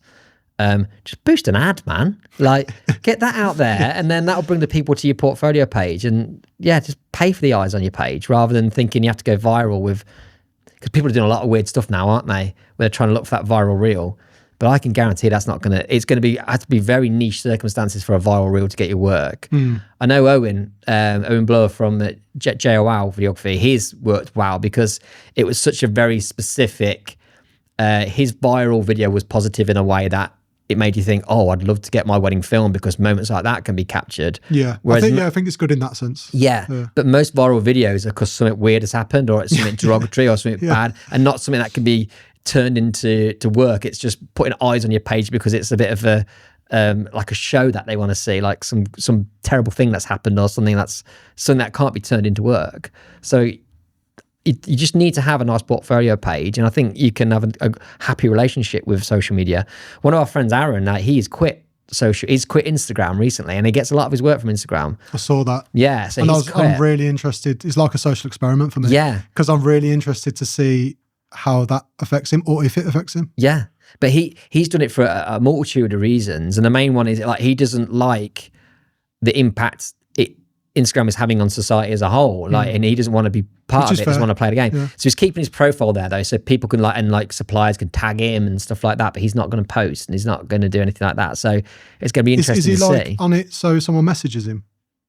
I think they can probably still. I don't know. I think they can still DM him. I think they can still message him if they want. But he's not going to actively post anything. He's not going to do any social media strategy or anything. He's like, that's gone. He's messaged to his couples as well. Like his couples will know that their films will never be on his social media, which I think is actually a good draw. And he works with a lot of planners, so I think that kind of knowledge that they know that their couple's work won't be shown anywhere. I think people are going to maybe move towards wanting to be off social media, aren't they? So having suppliers that have that in place, that they will never post videos on there, I think that's is a good thing. But from a business point of view, I also think, like for me, I don't think social media is that deep. I wouldn't need to go to those lengths. I can have it sit there and, I can post every now and again. But I think some people have gone deep into it. Like Aaron, for example, he's posted like 500 times. It's interesting because he was so active. Yeah. Like he was very much on the stories, talking to camera. Yeah. He was like super active. Playing the game. Yeah. Almost like, but I think it's a healthier relationship to kind of step back and just, if you really need people looking at your work, pay for it, man. Pay for an ad. It's not that expensive and it'll get eyes on your work. But you've got to just make sure that the work that you're putting out is the stuff that you want to be shooting. Don't just go for stuff that you think is going to get you loads and loads of views. It needs to be stuff that you want to be replicating over and over again, because that's what you'll be asked to do. So your approach to it is basically, I'm going to network, I'm going to connect. Yeah. But I'm not going to feel the pressure to post. Absolutely. Relentlessly. Yeah. Yeah. Yeah. Can't be arsed, man. Like, I do need to, I probably should post, just get some more work out there so people can see fresh work that I've done. Because I think when I put together work before, and people when I did my course, I had like a video banner of some of my latest work because I was putting it together. So I put my latest work in, and people are going, I didn't know you'd done these kind of weddings, because my work that I've out there is so outdated. It's not really representative of who I am as a filmmaker anymore. Yeah. So I probably need to just occasionally put more stuff up there. But when you say networking, I feel like that's a dirty word, because it is a dirty word. I feel like that sounds like just the quickest shorthand to explain what I'm trying to describe. But it's not motivated for me wanting to get something from that person. It's just me wanting to connect with like-minded people that are doing the same job as me, and I like talking about this job, and I like knowing about people, and that's why I did the podcast as well, because I like to talk to people who do our job. So that's when I say networking, it's just connecting with people that I really want to have a relationship with, like kind of like a friendship. Yeah, that sounds desperate, doesn't it? Would you be my friend? Well, it's worked. Yeah. You're here, right? No, I know exactly what you mean when you say that, because I think you can tell as well. It's so obvious when someone's approaching you just to chat to you, or just because they like something, and then when someone's approaching you with what's the word, like a motive. Yeah. And you can tell within seconds. Yeah, I could smell it on a man. Yeah. Yeah, I think there was particularly with like kind of like when you're judging Twitter, like I do, when you get people messaging you, oh, I'm doing a podcast. You can know when people are messaging because they just want to be on the podcast. Like you can tell it, you can sense it. Like it's so much obvious when someone naturally is coming because they like something and they want to talk about something, or like ingenuine people like that. You can see straight through it. Yeah. But I talk to them anyway because they've got a bit of hustle about them. You're selling them courses and yeah. So let's get onto that. So the Coda brand, obviously you started off as Roo the Filmmaker. Yeah. I'd say the past couple of years especially, you've now branched out. So you've got the Coda conference, one of the biggest filmmaker conferences in the UK. You've got the physical products, so things like the Roo dogs, and what else have you got? Yeti straps and the doghouse. So the Yeti straps like to put microphones in, strap them in your bag, and then there's a case basically for microphones. And you've got the Coda course and the Coda podcast. So there's a lot going on. And then I've got my own course as well. So like there's the Coda membership, which the Coda membership, and then there's the Roo Films course as well. So so there's a lot of things, right? Yeah. That's a lot. Most of that was last year. Most of it was in 1 year. That's a very yellow approach. Yeah. So with all this going on, and obviously the brand kind of expanding, what do you think's in the future for Coda? Are you just going to stick with what you got now and build on it, or do you see bigger things? It's hard to say really, because none of it has been kind of like a business strategy. So, I mean, the conference came about because as a photographer, I used to go to a lot of photography conferences, and there's quite a few of those about, and I used to really like them. And you'd have like photographers that you look up to would go and talk, and you get to hear from them. I just wanted that for video. Like I wanted to attend it. So when I had the idea, I was actually pitching it to the people that do these events. And in the end, the 9 Dots lads, who they put 9 Dots is a conference for photographers, but it's like a multi-day thing. It's like a big party as well. So a bit different to Coda.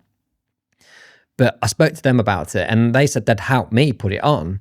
And I was like, oh yeah, fair enough. If I want this to exist, so I guess I need to be the person to do it.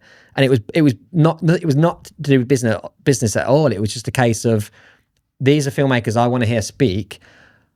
I'm gonna have to pay them, and I need a venue. So like I need to sell tickets to. I get other filmmakers to help split the cost with me, and that's basically what Coda was. Yeah. But then it snowballed because there wasn't another one at the time. There wasn't another conference just for videographers, for filmmakers. I said videographers weird. Oh no, I said it the bad way, the way that I always take this up. Yeah, there was at the time there wasn't another conference for videographers. It kind of like took off because there was a need for it. Our world had expanded, hadn't it? Post-COVID, there was so many more videographers. People wanted video. There was a call for it, so the space filled up a bit. So it was just a perfect timing of that conference being released, and it just kind of like now it's just a playground for me to get the filmmakers I really want to hear from. Like basically people are helping me be able to put on the event I want to attend. And then I've got the membership, which is people inspiring people like you have helped create like mini masterclasses. Again, that's just something I wanted. I wanted to learn from these people. So the membership has been made to help make this content available. So it's not like I've got a strategy like I want a business model that earns this much money or adds this income to me. It's a case of, these are things I want to exist because I'd find them valuable, and I think other people will find them valuable. So everything has been like a natural element. Even the products like the Roo dogs, which are like wind reduction things. For microphones. Yeah. Thing is, I wanted them, I needed them, and I used to have other ones that were made for other microphones, and I was just forcing them to fit. and I wanted someone that fitted properly. So I went to a company to make them, but it costs as much to get 4 done as it does to get like 200. So I thought, well, I might as well get the 200 done and then sell the spares. And that's how everything has come about. Almost like it sounds like I'm building an empire, but really it's just accidental things that I think I wanted to exist. And luckily people wanted it to exist as well. So it's just kind of been organic. So there is no real plan of where it wants to go. I just want to make sure I'm always creating something that is valuable to others, to other filmmakers, that they can get something from it. And that's the blueprint of anything Coda does. It needs to offer value. It needs to put something back into the community. And that's the only reason it's going to exist. It's never going to exist just for me to try and make profit from it. It has to be valuable. It has to give something back. That's actually what I love about the Coda brand. It's so obviously not for profit. Like, I think you can tell when companies and stuff are just trying to spin money and sell and sell. And Coda's very much community first. And I think it always has been. Yeah. I think that's what it'll do well, actually. And I would do Coda clothing. Clothing for creatives, but that's just money. Do you think being a kind of voice within the community, like a thought leader within the industry, do you feel a responsibility around that to set the tone? Or no, because I don't think I am the voice. I think I find the voices and I bring them in to the Coda world. So people like yourself, brought you in because you've got like a particular expertise. I think I'm just a facilitator. Like, I'm getting those people to give the messages. I think what I am good at is spotting other people's talents and bringing and getting them to showcase what they can to people. As a filmmaker, I don't think there's anything that I'm doing that is particularly special. I don't think I think I'm kind of, I'd say average filmmaker, but Roo, good at selling everything but himself. Yeah, I hope my couples are listening to this.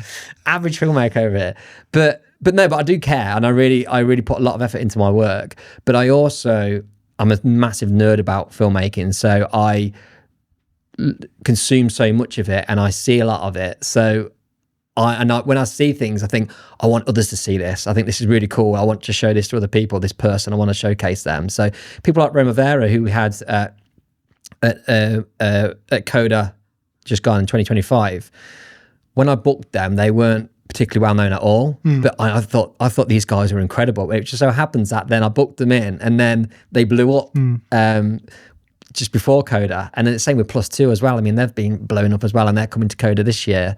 So I think like I've been quite good at finding people that I know others would like to see and who've got a valuable voice to listen to. So yeah, I'm not the voice.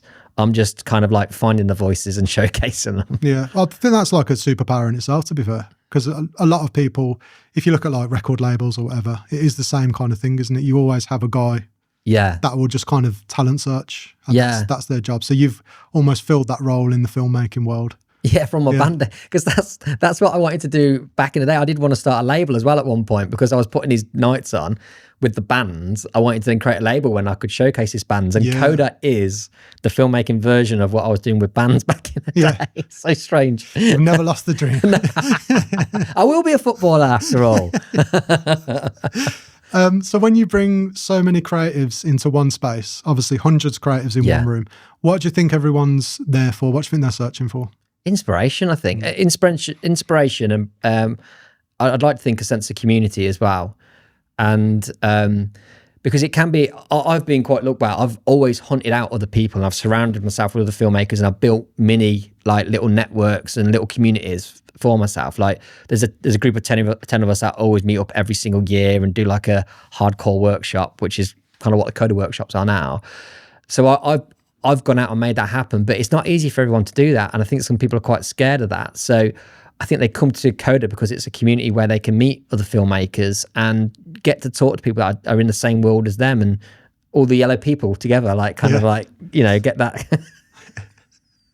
That's the tagline for Coda. Or get, all these people that are on the spectrum, like we say, moving that way towards the ADHD, get like-minded people together. Like, because my wife says it to me, like when she's a huge help on, especially on Coda, because her work is mainly in the Roo Films side of the business in editing, but when it comes to Coda on the day itself, she's heavily involved making that day happen.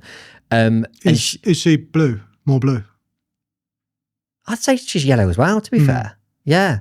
Me and her are like, we're so similar. It's strange. Like, kind of, usually you need like a yin and a yang, don't you? Whereas I think our problem is only that we're too similar.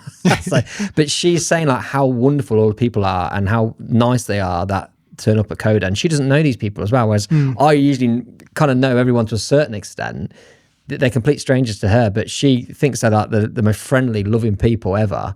It is a really good community, I think. Oh man, yeah, that's the best thing ever. Like, because you never know, do you? Like, especially my one kind of like downside thing, it's so predominantly male, but I think that's the wedding videography world at the minute, and it doesn't make any sense to me why it's like that. But it does to me. What do you think it is? Anything nerdy will always be a male space. Yeah, because if you look at photography, for example, very female. Yeah. And I think that's because a lot of them lean towards creativity and people. Yes. And I think anything that's technical, gadgety, boys with toys, men will just naturally... Yeah. There's loads of statistics on it. Really? Yeah, in countries where they've tried to put women more towards like engineering and stuff like that because they thought that it was basically around a lack of opportunities. Yeah. Then they realised when the opportunities were created, they didn't want it. They didn't want them. Yeah. It was not, and that's fine, right? Yeah. It's fine if we fit into boxes as genders, I think. I think that's absolutely fine. Like, we shouldn't force it. Things have naturally taken their course away to a certain extent, but there's definitely been, I don't know, like from the male point of view, like there's been way more opportunities given to males than females for sure. But in the video world, I think I get the point about it being nerdy, but I think that that's barriers being like broken down completely now, because I think the way cameras are now, how easy it is. It's not like when we started. Well, we've seen it with content creators.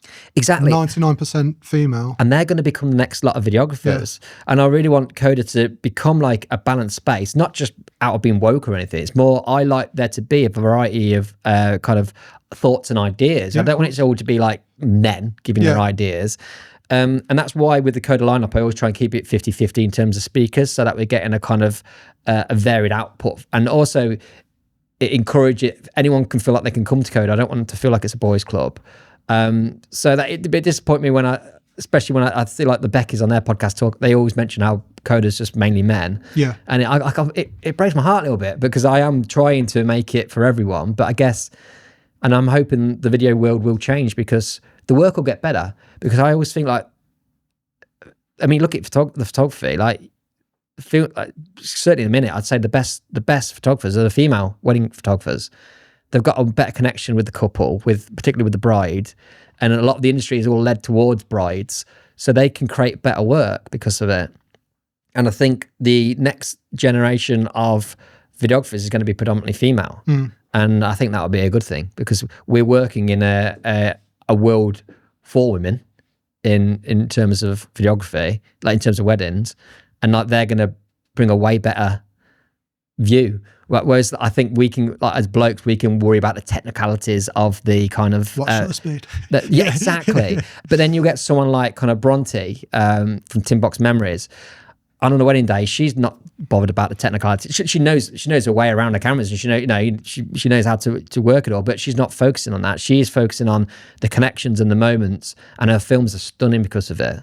Yeah, I think what I'd like to see is a controversial take, and I know already I'll get shit for this, but what I would like to see is content creators taken more seriously as filmmakers, because I think that what we're talking about is that kind of technical boys leaning divide. Yeah. Whereas when you look at what a lot of the content creators are putting together, it's phenomenal. Yeah. And you're looking at it going, how have you done that with a phone?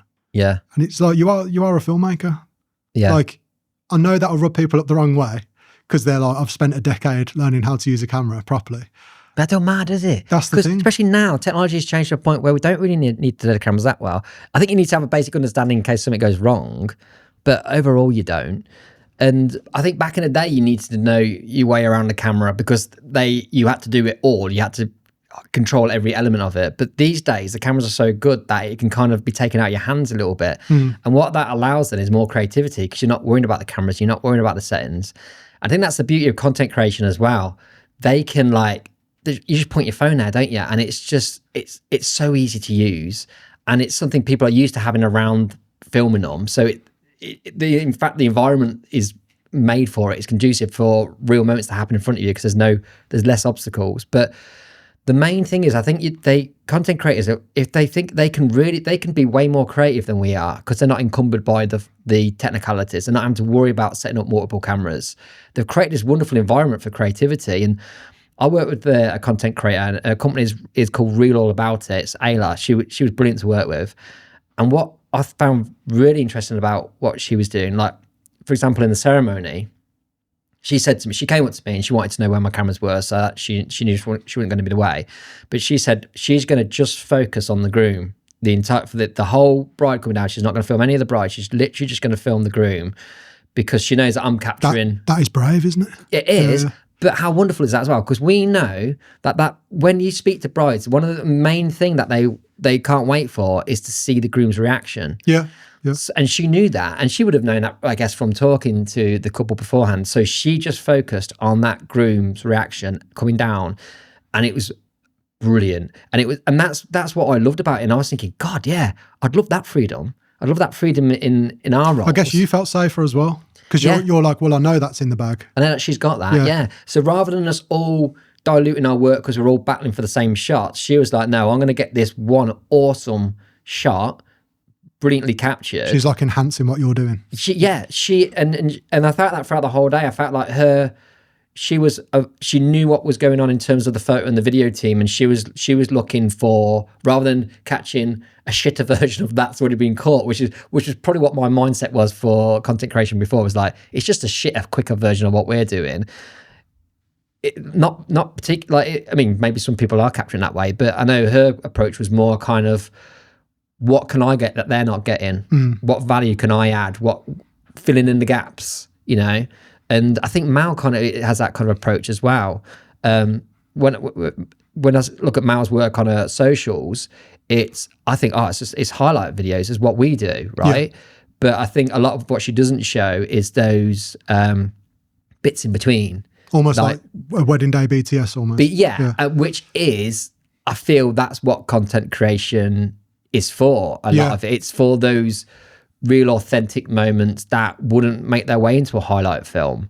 And not so polished. Not so polished.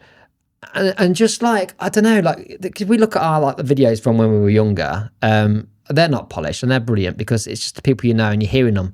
But I'm stripping a lot of the ambient audio out of my films for the most part, and it's probably the most valuable bit.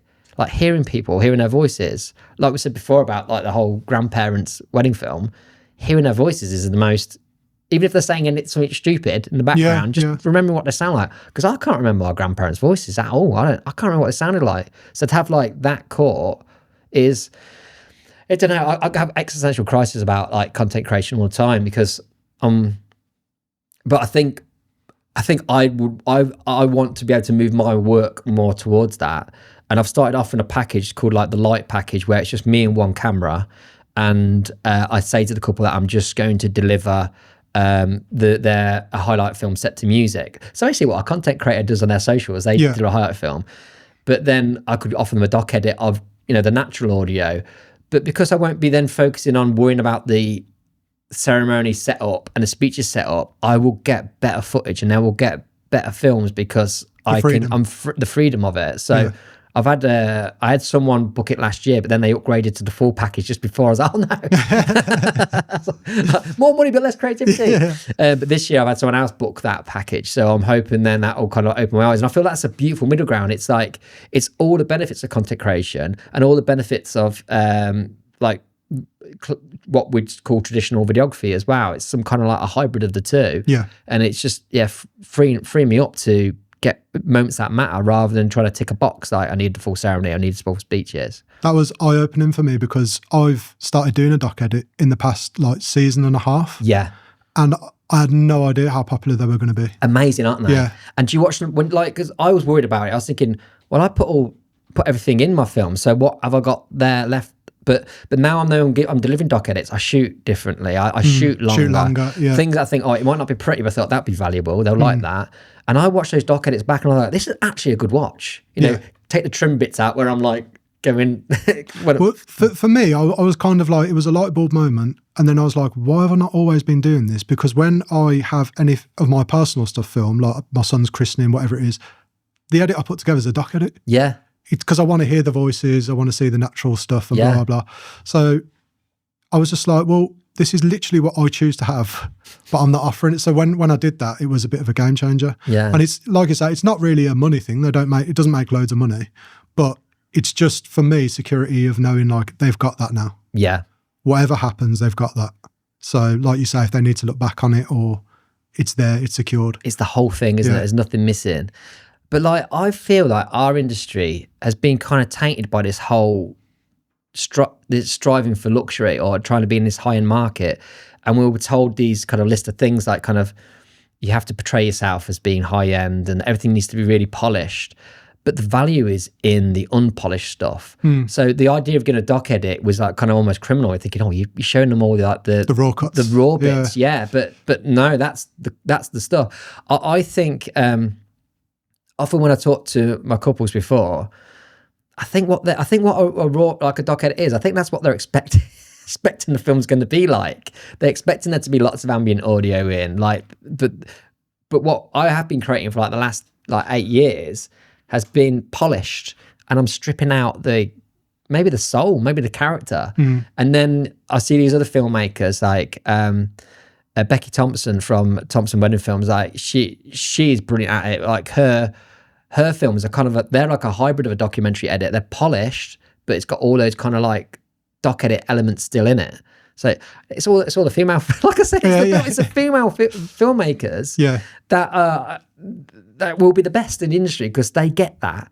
Like we're thinking, no, we need to make this snazzy and fast and all polished, but the female filmmakers seem to be more in touch with what actually is important, which is the emotion of it. And I think that's like a cliche as old as time, isn't it? Like blokes, we're not quite as in touch emotionally. So I think give us a machine. Give us cameras. Yeah, we just want to get some cool cameras at weddings, don't we? But I think the industry will change. I think this high end has been a poison because all the kind of like high end shooters as well, and like that rely on shooting small numbers. I think a lot of them have been struggling because I know the industry has had a bit of a downturn, hasn't it? I think they've been hit the hardest, especially because they're relying on a small number of weddings at a large amount of money. One of them cancels or leaves and you're screwed. Whereas a lot of us, the mid-market, which has been looked down upon, that middle market, which is where I beautifully sit, like that is the best place to be because it's decent money. If you lose a couple of weddings for whatever reason, it's not that big a chunk out of your final salary. And when you've got everyone's circumstances are different, aren't they? But I think a lot of the filmmakers I know have got families. Quite often, some of them, like the business is the single income for the family. So they're relying on it. You can't take gambles on only like 12 weddings a year unless you've got a partner with a great salary. You need to spread your bets a little bit further. But a lot of the education in the wedding filmmaking has been charge more, shoot less. And why? Like, why? I think it's just because that's a dream to sell to people. Like, you only need to shoot 10 weddings a year and you'll get and get your 95 grand. But that's dangerous because that space, that high-end market isn't for everyone. There's not enough to go around.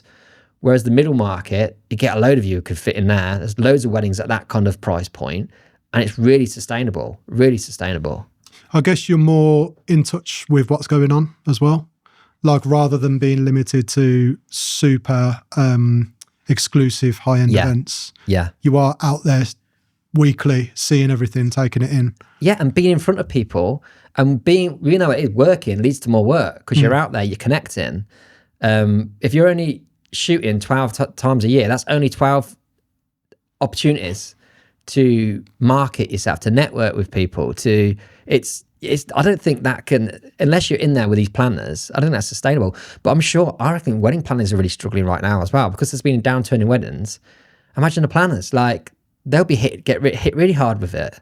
So I think there's been I think the high end has been hit hard, but the middle market, either people from that were going to do high end weddings are kind of dropped into the middle market, like that's going to thrive, and that's a great space to be. So when it comes to building businesses and brands and all the rest of it, what's the most bitter pill you've had to swallow?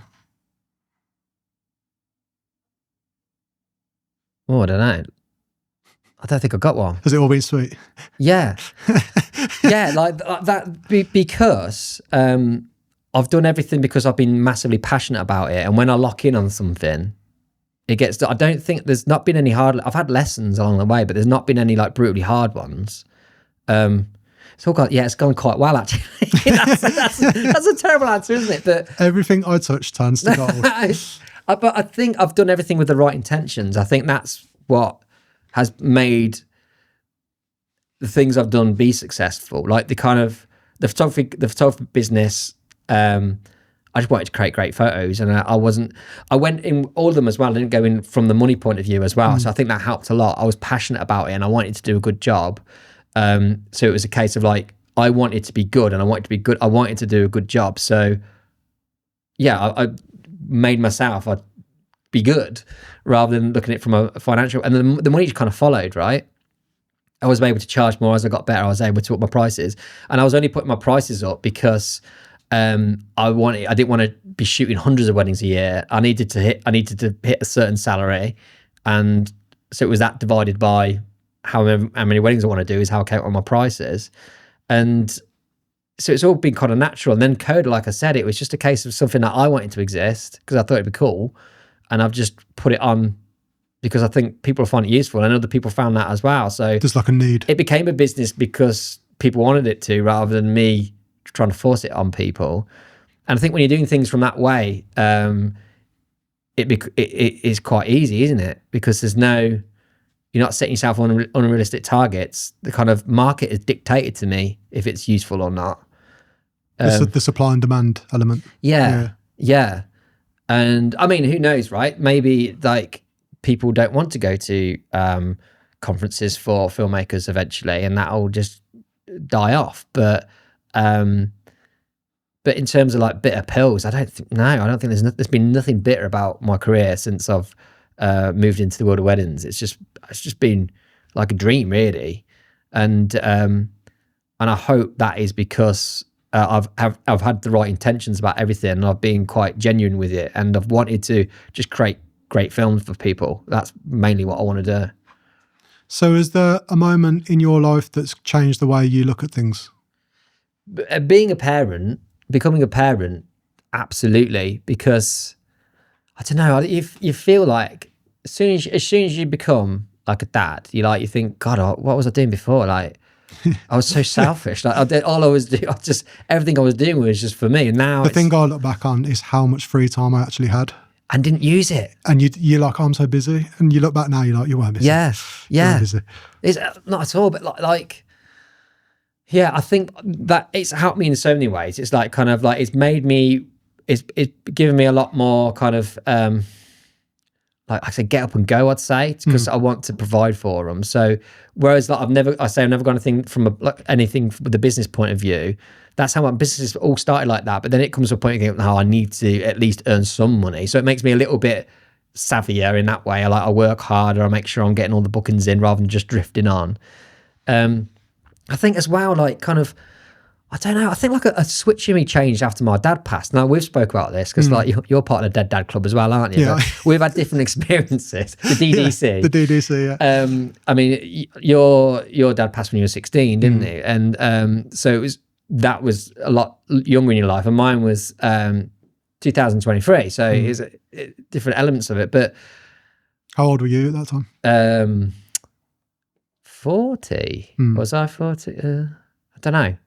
I was born in 1983. My mother's maiden name was. So I'll retain all of it. Yeah. But I think my dad passing. I don't know because my dad worked down the pit, but he was a creative guy. But from a generation when that wasn't really allowed, like there was no space for it. There was no way of monetizing it. You couldn't turn it into a job really. But he saw that in me. He saw that I was super creative. So he always, and my mum, they always encouraged me to kind of take that creative route rather than chasing money. It was a case of chase what you're kind of passionate about. And I feel like when he did die, I knew you'd do this to me. Of course, it's not even me. It's not even me. It's almost like I owed it to him to make it successful. And at that point, to be fair, everything had been going really well at that to then. But it's almost like a case of he gave you this opportunity. You need to make the most of it. And yeah, so I think that kind of, but also I almost had like, we spoke about this before, like between us, that I'm not a religious person. I'm like a stone cold atheist. But like when he died, it's almost like I felt like, right, he's helping me now. Like his spirit or whatever is going to be part of me. And this is not like me at all. It really isn't. But I knew I know it's not real, but I thought I'd take that mentality in. Like I'm going to start taking risks.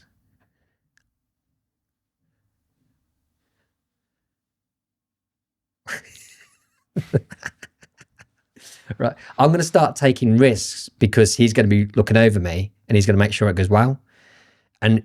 But what that did was, I don't think he's there as a spirit watching over me really, but it gave me that confidence to try stuff that, like for example, putting code on and stuff. That was, I would have been scared of doing it really, and it kind of happened quite organically once I started the ball rolling. But I just started putting myself out there a little bit more and kind of stepping out of my comfort zone with things, and then kind of like a bit of like success followed that really. Like all the big important things I've done recently, I've been that confidence it gave me to think I'm going to do it because he's with me. And he'd been so embarrassed like to that I'd be thinking that, because he was similar to me. Like he didn't believe in any kind of like supernatural stuff, and I don't, but I just used it to my advantage to step up my comfort zone because I thought like that's what he'd want me to do. So you mentioned there you feel like you owe it to him. Do you mean because he didn't have the opportunity to fulfill that creative lifestyle and you do? Yeah, 100%, exactly that. Like, yeah, so he worked down the pit, can you imagine? And I fanny around with cameras at a wedding. And it's like, and I struggled at school. But I come from quite an academic family. My mum was a head teacher. So, and my cousins, we're from a small, I'm going deep now, I'm going backwards and deep. We're from a small village, like a small mining village. And all my cousins were like clever and academic, and my sisters were as well. And then I came along and like, I can't focus, I couldn't concentrate. Yeah. I wasn't naughty, but I was always in trouble because I was always chatting, because I like to chat to people. And because I couldn't, the whole school environment was bad for me. I couldn't concentrate. So I was just a distraction to everybody.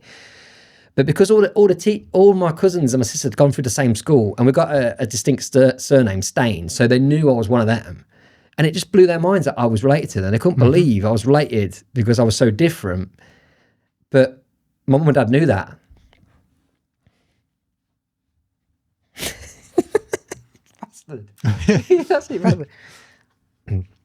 Yeah, they knew that. So they made sure that it was never pressure on me to be like them.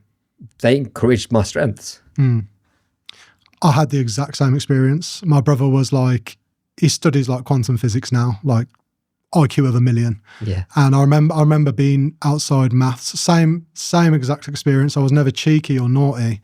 I just love to waffle. Yeah. I just love to like chat to people. And find out their life stories and who sat next to you. So it would always be interpreted like disrespect, like don't talk when I'm talking, get out. Yeah. But for me, it was never like personal. I wasn't like trying to disrespect. I was just like, I'm having a chat. Yeah. Just wait a minute. I remember one of the other teachers came up to me and he literally said, he was like, your brother is a genius. What is wrong with you? And I was what is wrong? Yeah. I was like, I don't know. Like solid C grade student. Him and my sister both like A-star, A students. And it was the same thing every time. They would be like, you have the potential, but you'll never fulfill it because you don't like, you're not locked in. Yeah. You can't concentrate. But the potential, what were they on about then? Because I had that as well. Like not living up to potential. Potential of what? What could I do? What could we do with a personality where we just follow the orders and we could just sit and focus and listen to them tell us boring shit? Whereas like we need to be inspired, don't we? We need to have that level of interest, because when we do, we're fucking magical with it. But what potential did they think we were missing out on? We could just sit there and copy stuff down like off a board. That's what they're trying to get me to do at school. Like, I don't understand these people. Like, I think a big realization for me is that a lot of them were probably just adults trying to have an easier day at work. That's it, isn't it? Really? Yeah, that's true. I'm not saying that like all teachers don't care, because that's not the case. But I think for a lot of them, it probably was just fit into my system because I need to get this completed. Yeah. And there's kids in here that are going to get A's and I need to get them A's. Yeah. So if you could take your C self and be quiet, we can get this done. Yeah. But again, I was in the staff room, they probably had the maddest conversations, because if you put me in art or media, I was like top of the class. Yeah. So anything, or English as well, top of the class. So anything creative, I'd be well in. Anything that sparked that little interest in you. Yeah. And anything like maths, I just like, I couldn't process it. No. This equals this. I'd be like, why? Yeah. Exactly. Because it does, but why? Yeah. Like, yeah. So, and they try to explain to you, actually, that's really boring. So I switched off. Yeah. Thinking about filmmaking. So looking at everything you've built, obviously there's a lot of sacrifices along any kind of journey. Yeah. Do you think it's all worth it? Are you happy with what you've done? Oh yeah, absolutely. Yeah. I mean, you say the sacrifices, I don't really know what the sacrifices are. I think the only sacrifices have been are like kind of weekends in the summer with mates and that. But my one regret is that I wish I'd done this job sooner. I really do. I wish I'd gone into this wedding world sooner. But also at the same time, I don't think I was ready. I wasn't ready to give up my weekends and going out and getting drunk. So it was like everything is falling into the right place at the right time. So occasionally there'll be times when my family and friends having a meet up and I can't do it because I'm shooting a wedding, and I'm like, oh. But I think that's such a minimal kind of downside. I think everything else about this job has just been absolutely outstanding from start to finish. It's made me feel like we've gone, like we say, we're like through school and stuff. We've both gone through that process of being told that we're not good enough. But this job has made me feel like I am. Validated. Yeah. But not only that, it's a job that is wonderful, a wonderful job to do, but we're also creating something worthwhile. We're not like, with a lot of businesses, there's going to be like downsides to them, aren't there? Like, I don't know, you may be ripping people off, like maybe charging old people too much for a product or something like that. There's only upsides to what we produce. It gets treasured forever.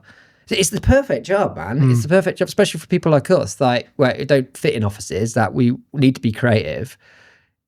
We get to have a living making something worthwhile. And I think that's always what I've needed to do. I've never liked the idea of, I've always said I'm a terrible salesman because I don't like selling to people, but if it's something I believe in and I think it'll be good for them, then I'm really good at selling it, because it's just a case of like, you should have this because it's awesome. Ironically, people hate being sold to. So I think that's why your stuff works. Because when it's Coda or when it's the products or whatever it is, it always feels like you're saying, here's the answer to a problem. You're not saying, this is 20 quid, can I have it? Yeah. Like it's a community first is how I see Coda. You're perfect. Always trying to fill a void rather than... It's a case, it's worked backwards. It's worked from the product first, and then it's like, right, okay. So I want to produce, say for example, the masterclasses. I want these masterclasses to exist because these people are awesome at this particular thing, like you with your Instagram adverts, and that will benefit other people. So I want to make that. But if I'm going to do it, it's going to take time. That person's got to do it, so I've got to pay them. So it's working backwards thing. The answer always comes, right, I need to charge for this, otherwise it won't exist. And so it's a case of the product first and the value proposition, and then it's a case of, I have to charge for it. It has to make money. So that's where the money element comes into it. So I'm hoping that people can see everything I'm making and what Coda is, and my videography business as well, it's built upon, first and foremost, creating a great product that people will help people, will be beneficial to people, and then obviously realities of things, things need to be paid for because time and effort and money. Yeah. Like time and effort costs money, doesn't it? Yeah. So if Roo Films and Coda disappeared tomorrow, are you happy with everything you've done? Is there more in the bag? Is there anything that you're kind of burning to do, or have you done everything you want to do? I'm mad happy with it all. Yeah. Like I think kind of, it's not like I got this goal. I've never had a goal with what I wanted to, especially with Coda, what I wanted to create from it. It's just kind of been organic from, like I say, wanting to create great content I wanted to exist. And it's just, that's what Coda has become. It's almost selfish in a way. Yeah. It's stuff that I wanted there to be. So I've been the person that's put it together. And I think if I didn't, somebody else would, and I would have bought it myself.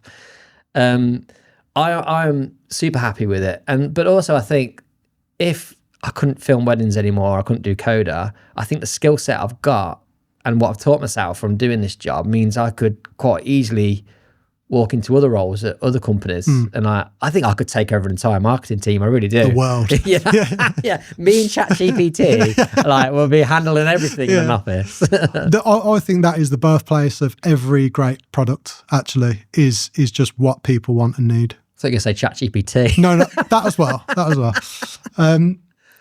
So what legacy do you want to leave for your sons? Really, that entrepreneurial spirit, I love for them to pick up on that, because that was something that I've had to learn along the way. But more, I think the lesson the main lesson I think I'm going to say to my lads is, the main lesson I'm going to teach my lads is, when it comes to your career, find something that you love, that you're really passionate about, and then get so good at it that people want to pay you for it. I think that is the route to take. No one ever said that to me. Like I said, my parents were so supportive, but they didn't really know what I should do. They gave me freedom. They gave me so much freedom to find what I wanted. But the key is to find something you love and just get really good at it, and people will pay you for it eventually. I think that's gold advice, actually. Pick what you love, like you were just saying with the reverse engineering. Yeah. With the products, it's the same kind of advice, where you instead of looking at where the money is, look at what you love first. Yeah. Then you can find the money by becoming the best in the room at that thing. Yeah. I think that's brilliant advice. The entrepreneurial spirit as well. Like it always gives me a buzz when my kids show any kind of entrepreneurial flair. I love it. But do you know what though? Like, can I tell you a little story? I know we're getting on with it now. About my dad again. So he did always try and thinking back, there's certain times where I think he wanted to do some entrepreneurial stuff, but he never got around. He had ideas, but they never kind of come to fruition. But when I was a kid, like, I always wanted to have like CDs off people, like burn CDs and games, and get games off people. And my dad, for my birthday, bought me a CD burner. Now this is back in the day, and he bought that so that I could then burn my CDs and sell them, so then I could buy my games that I wanted off people. So he like kind of, I guess. So I was at school. Did you used to do that? Yeah, I used to do that. Did you? Yeah. Used to burn. There was I'll probably get done for copyright. There was a DJ in Scotland called Contempt, right? Right, yeah. And he used to do these mad hip hop mixes. So we would take, this was obviously before the technology we've got now. Yeah. So we would take an a cappella from, I don't know, whoever, Jay-Z, whatever, and then put it on like a completely different soundtrack and put these mixtapes together. Yeah. So because it wasn't out in the shops, we used to just burn these mixtapes and then sell them to as many people as possible. But because you couldn't get it in the shops, it was like that scarcity thing. Yeah, yeah. And it was wicked. We used to sell loads, made hundreds, just walking around school, just like, do you want this? Do you want this? And we used to have like the CD player so people could listen, and then we'd sell it. Yeah, mad little John. It's weird. It's funny, yeah. But I was doing it like I did it because it's similar with code. I wasn't doing it to make money. Like someone would have a CD and I'm like, oh, can I have that? And I'll copy it. Like if I copy it off you, I'll make you a copy of one of mine. And I was like, my dad, I think my dad thought that I'd be able to make money out of it, but I turned it into this kind of like swap shop. I was like, oh, if you let me borrow your game so I can copy it, then I'll do you a free copy of another game. So it became this like free swap shop. So rather than making money, I was actually just fucking giving stuff away. But I feel like he was, maybe back then he was even trying to direct me into a kind of like a business route without me realizing. But but I just turned it into like a free-for-all. I guess you probably saw that and thought, you're not going to be the academic. Yeah. What they knew. What can he be? Yeah, they absolutely knew. But then there was never a pressure from them either. There was never like a disappointment from them that I wasn't like my sisters, that I wasn't like my cousins. Because like my cousin as well, he's an absolute genius, like a PhD, like saying like your brother. So like it was so strange to then he was so far this end and I was so far this end of that kind of like spectrum that we were talking about. But they never made me feel inferior because of it. They just knew that my skills were elsewhere. But then that's probably why I've had confidence to do different things as well, because they've never made me feel inadequate that I'm the way I am. It was just like, it's almost been encouraged. Yeah. I've got some quick fire questions. Go for it. To close up on. What was the last film that made you cry? Okay, this is going to be a really nerdy answer, but it was a wedding film. It was this podcast. I was trying to make it up. And it was Bronte, who we spoke about earlier, Bronte from Tin Box Memories. And so basically I filmed it behind the scenes of a wedding day, and once we're done, she sent me the final film over. And bearing in mind I was there on that wedding day, it was a tough one, rained all day. It's one of those days when you shoot and you think, oh, this is brutal. And the film that she'd produced afterwards was wonderful. And at the beginning, she'd even got like a sequence where the grandma, the groom's grandma, played a song on a piano, and she had it sat down, and the intro to the film is the grandma playing the piano of this song that they then walk down the aisle to. And like, she'd hit all those emotional elements, those kind of beautiful, like, there's moments in that film that it made me cry, because I was thinking how important those moments are going to be and how important they're going to be day on day on day on day. So yeah, I know that's a massively nerdy answer, but from a non-wedding film, I honestly can't remember this is sad as well. I can't remember the last time I watched a film. Being a filmmaker, I know that everyone says, oh, I don't get my inspiration from wedding films. I get it from real films. I can't remember the last time I watched a film because I don't really have the time. I haven't got the patience. Like, it's the idea of watching something for 2 hours, even though that used to be my passion, watching films. Now it's like, you got that slot, the kids are in bed by 8 o'clock. I've got like, realistically 3 hours before I need to be getting to bed myself. I don't want to spend 2 hours of that watching a film. So I haven't watched one in a long time, but Forrest Gump always makes me cry. Oh, Forrest Gump, yeah. How good is that film as well? Yeah. It's like, if it's on and I see it, like, it's hard not to end up trying to sit and watch the whole thing, isn't it? But that moment at the end when he meets his son for the first time. I know the exact moment you're talking about. What's he saying? Is he smart? Is he like me? Yeah, is he like me? Yeah. It breaks me every single time, man. Yeah, no, it's that Forrest Gump always gets me. That moment. Yeah. And Green Mile. Yeah. Green Mile's another one that always gets me. It's too dark for me though. It's too dark for me to enjoy that one. I think like elements of that. Like I like a dark film, but I like it all to be dark. Whereas that, it's kind of like, I don't know. Like, there's some brutal bits in it. I keep thinking about that sponge man. Oh, when he doesn't wet it. Yeah. Grim. So, what's your first ever memory? First ever memory. I was 2 years old, and we were moving into the house that I grew up in, and my granddad, as he was walking through a doorway, hit his watch on a door frame and it broke. And I really remember that. And then a massive gap of nothing until like 30-year gap. Yeah. Why are memories so important to you? I'm a very nostalgic person. I think to do this, you have to be like. Yeah, very sentimental. And it's just, also got a bad memory as well. So like, I'm a contradiction, aren't I? I got a bad memory for me and my past and everything. But like for other people, like I say, I remember weird details that they tell me. But when it comes to like experiences that I've experienced, I find that hard to remember. So I think capturing them like we do is just absolute gold. And that whole idea about that got me into filmmaking, into wedding filmmaking specifically, about my grandparents and getting to hear them again. Well, that's why I think memories are important. But I think captured memories, so you can preserve them forever. I think that's the magic of it, isn't it? Yeah. The fact that you can kind of freeze it. Yeah, absolutely. And as every day goes past, a wedding film, for example, specifically when we talk about memories, because I consider the wedding films memories that we've curated, that we've packaged beautifully. every single day that gets more valuable, because as soon as you start experiencing loss with your family, it's that you're going to go back to feel them again, to see them again. 100%. How would you like to be remembered? It's a tough one, isn't it? Really, I laugh. I think people would like being my company. I'd like that to be how I'm remembered. That they thought I was fun.